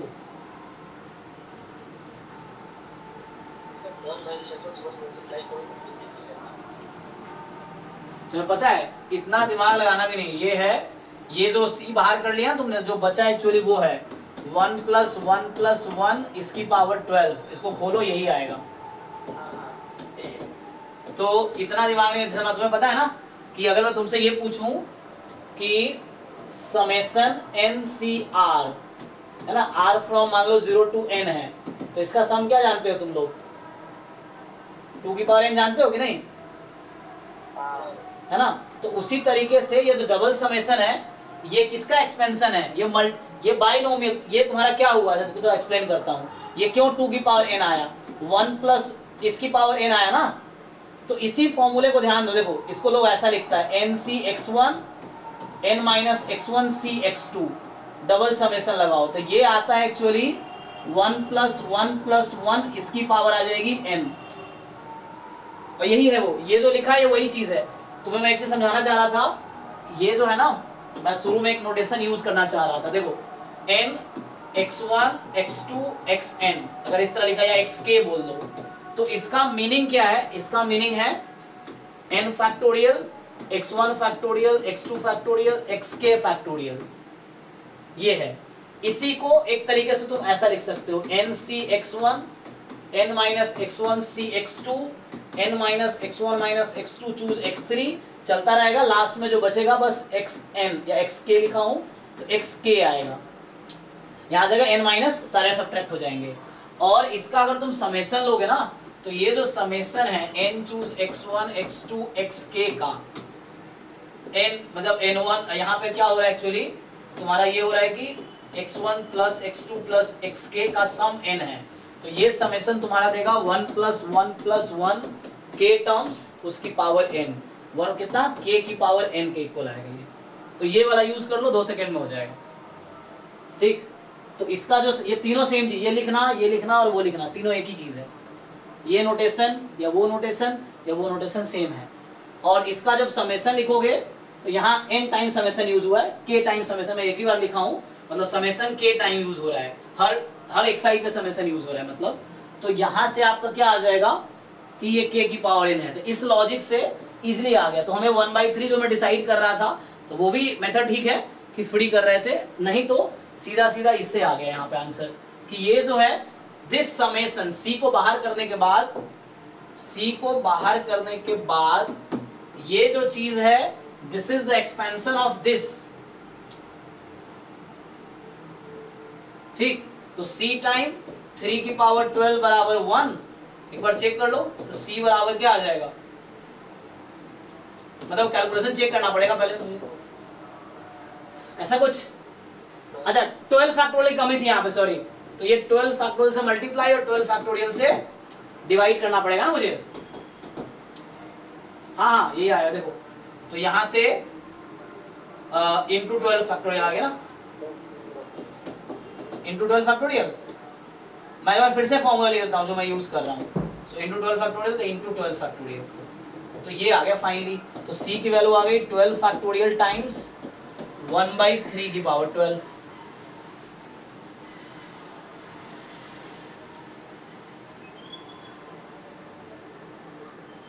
तो ये सेकेंड अप्रोच इस तरह आ गया। तो मैं क्या कह रहा हूँ फिर से, एक्चुअली आज मैंने क्लास यहीं से स्टार्ट किया, लेकिन वहां कंफ्यूजन होने लगा तो छोड़ दिया था।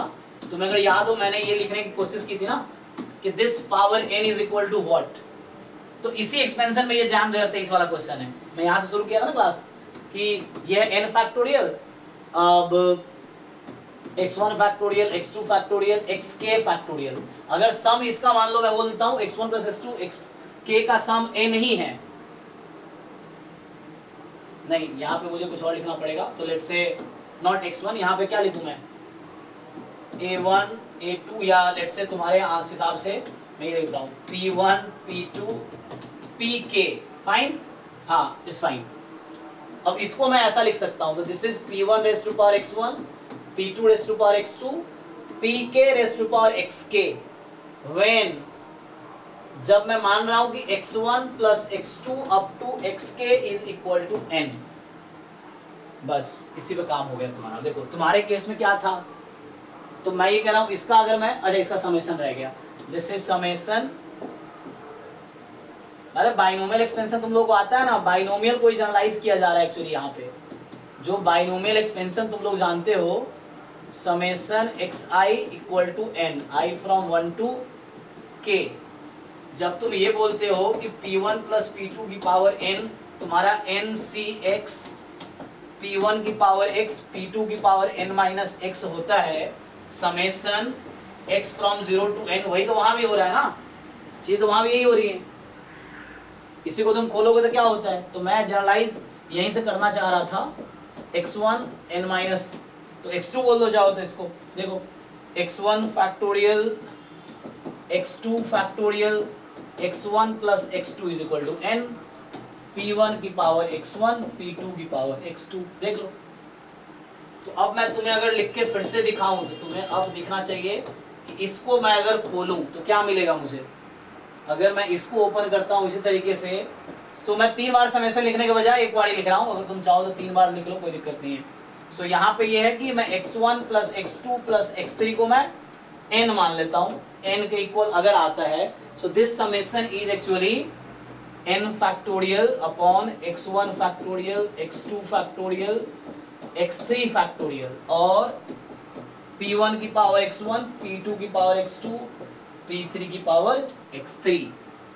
अब मैं क्या कर रहा हूं, जो तुम्हारा क्वेश्चन है यहाँ p1 p2 p3 मैंने अभी मतलब यहाँ पे c था ना, तो अगर तुम इसको 1 रख दो, मैं ये बोल रहा हूँ p1 p2 p3 को तुम 1 रख दो तो क्या होगा 1 प्लस 1 प्लस 1 की पावर n। तो क्या ये वही नहीं है जो तुम्हारा क्वेश्चन है? चेक करो, n factorial, x1 factorial, x2 factorial, x3 factorial. अब ये फॉर्मूला तुम्हें अगर याद है तो ये मैंने यूज नहीं किया अभी, देखो। तो जैसे तुम जानते हो कि NCR summation over 0 to r 2 की पावर n होता है, वैसे तुम ये याद रखो ये 3 की पावर n होता है, हो गया। सो ये 3 की पावर n है, ये में थोड़ा c है ना। तो जो तुम्हारा, अब मैं तुम्हारा फाइनली उस क्वेश्चन पे आया था, जो तुम्हारा क्वेश्चन था कि समेशन c अपॉन, तो मैं ट्रिपल समेशन लिखता हूँ, c upon x1 factorial, x2 factorial, 12 minus x1 minus x2। So can I right this x3? सो अभी रहने दो, ये तुम्हारा है दिस इज इक्वल टू 1। तुम्हारा यही तो PMF है, समेशन 1 है, मुझे पता है PMF है, समेशन 1 होगा। अब यहाँ पे क्या है, अभी x1 मैं इसको लिख देता हूँ x1 x2, इसका रीनेम करके मैं x3 बोल देता हूँ। तो x1 plus x2 plus x3 क्या ये इक्वल टू 12 है? और अगर मैं c बाहर कर लूँ, यहाँ मुझे जरूरत है n फैक्टोरियल का, तो n क्या है तुम्हारा 12, तो यहाँ मुझे जरूरत है 12 फैक्टोरियल का, ये 12 है ना, तो 12 फैक्टर मल्टीप्लाई डिवाइड, तो उसको बैलेंस करने के लिए मैं डिवाइड करूंगा, तो डिवाइड करूंगा तो इजीली आ गया। सो 1/12 फैक्टोरियल डिवाइड किया, तो 1/12 फैक्टोरियल बताओ इसे। अब c को यहाँ बाहर कर देता हूँ, तो इस c को तो मैं यहाँ कर दिया बाहर। अब बताओ इसका सम को मैं क्या लिखूं, जिन लोगों को समझ आया मैं क्या लिख सकता हूँ इसको?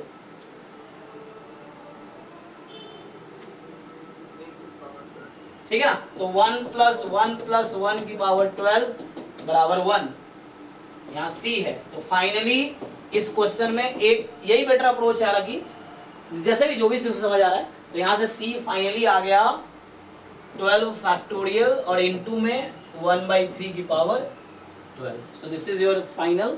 तो ये भी अप्रोच ठीक है। तो ये फॉर्मूला आप देखो, 4 की पावर n का एक्सपेंशन लिख के दिखाऊं, सिंपल वही है 1 प्लस 1 प्लस 1 प्लस 1, तो ऐसे ही आ जाएगा, x1 x2 x3 x4 तक आएगा। तो 4 फैक्टोरियल 4 की पावर n का एक्सपेंशन है, ठीक है जी। तो 2 की पावर n का एक्सपेंशन क्या है, 2 की पावर n का ये एक्सपेंशन है, कहाँ लिखा मैंने? सो ये तो लिख दिया हालांकि, है ना। 1 प्लस 1 करूंगा तो 2 की पावर n का एक्सपेंशन है इन फैक्टोरियल दिस, ये p1 p2 को 1 रख दो। तो एटलीस्ट समझ आ गया मुझे कहना चाह रहा हूँ, क्लियर है कि नहीं क्या मैं कहना चाह रहा हूँ? तो बेटर था सिंपली हम लोग समेशन लगाएंगे PMF पे, इक्वल टू 1 रख देंगे, तो इक्वल टू 1 रख देंगे, तो वहां से c टाइम 1 प्लस 1 उसकी पावर 3 की पावर 12 हो जाएगी। 12 फैक्टोरियल से मल्टीप्लाई डिवाइड भी करना पड़ेगा, तो उससे आंसर आ जाएगा। ठीक है, तो ये फॉर्मूला यूज कर लो। तो ये तो कहीं नहीं ये कॉन्सेप्ट यहाँ पे यूज कर लिया, तो दिस इज द फॉर्मूला, इससे हो जाएगा। ओके चलो, आई थिंक टाइम भी हो गया। तो नेक्स्ट क्लास में अभी हम लोग आज हमें डिस्कस किया है बाइवेरिएट बाइनोमियल, सॉरी हमने डिस्कस किया मल्टीनोमियल डिस्ट्रीब्यूशन। तो बाइनोमियल को थोड़ा आगे बढ़ के मल्टीनोमियल डिस्ट्रीब्यूशन है, तो वही ट्राइनोमियल, फोरनोमियल, तो मल्टीनोमियल डिस्कस किया। नेक्स्ट क्लास में हम लोग डिस्कस करेंगे बाइवेरिएट नॉर्मल, फिर ये टॉपिक खत्म हो जाएगा, तो फिर हम असाइनमेंट डिस्कस करेंगे। मैं असाइनमेंट भेज देता हूँ अभी आज से। चलो ठीक है, अभी के लिए thank you and good night. ठीक है सर हाँ 1 मिनट।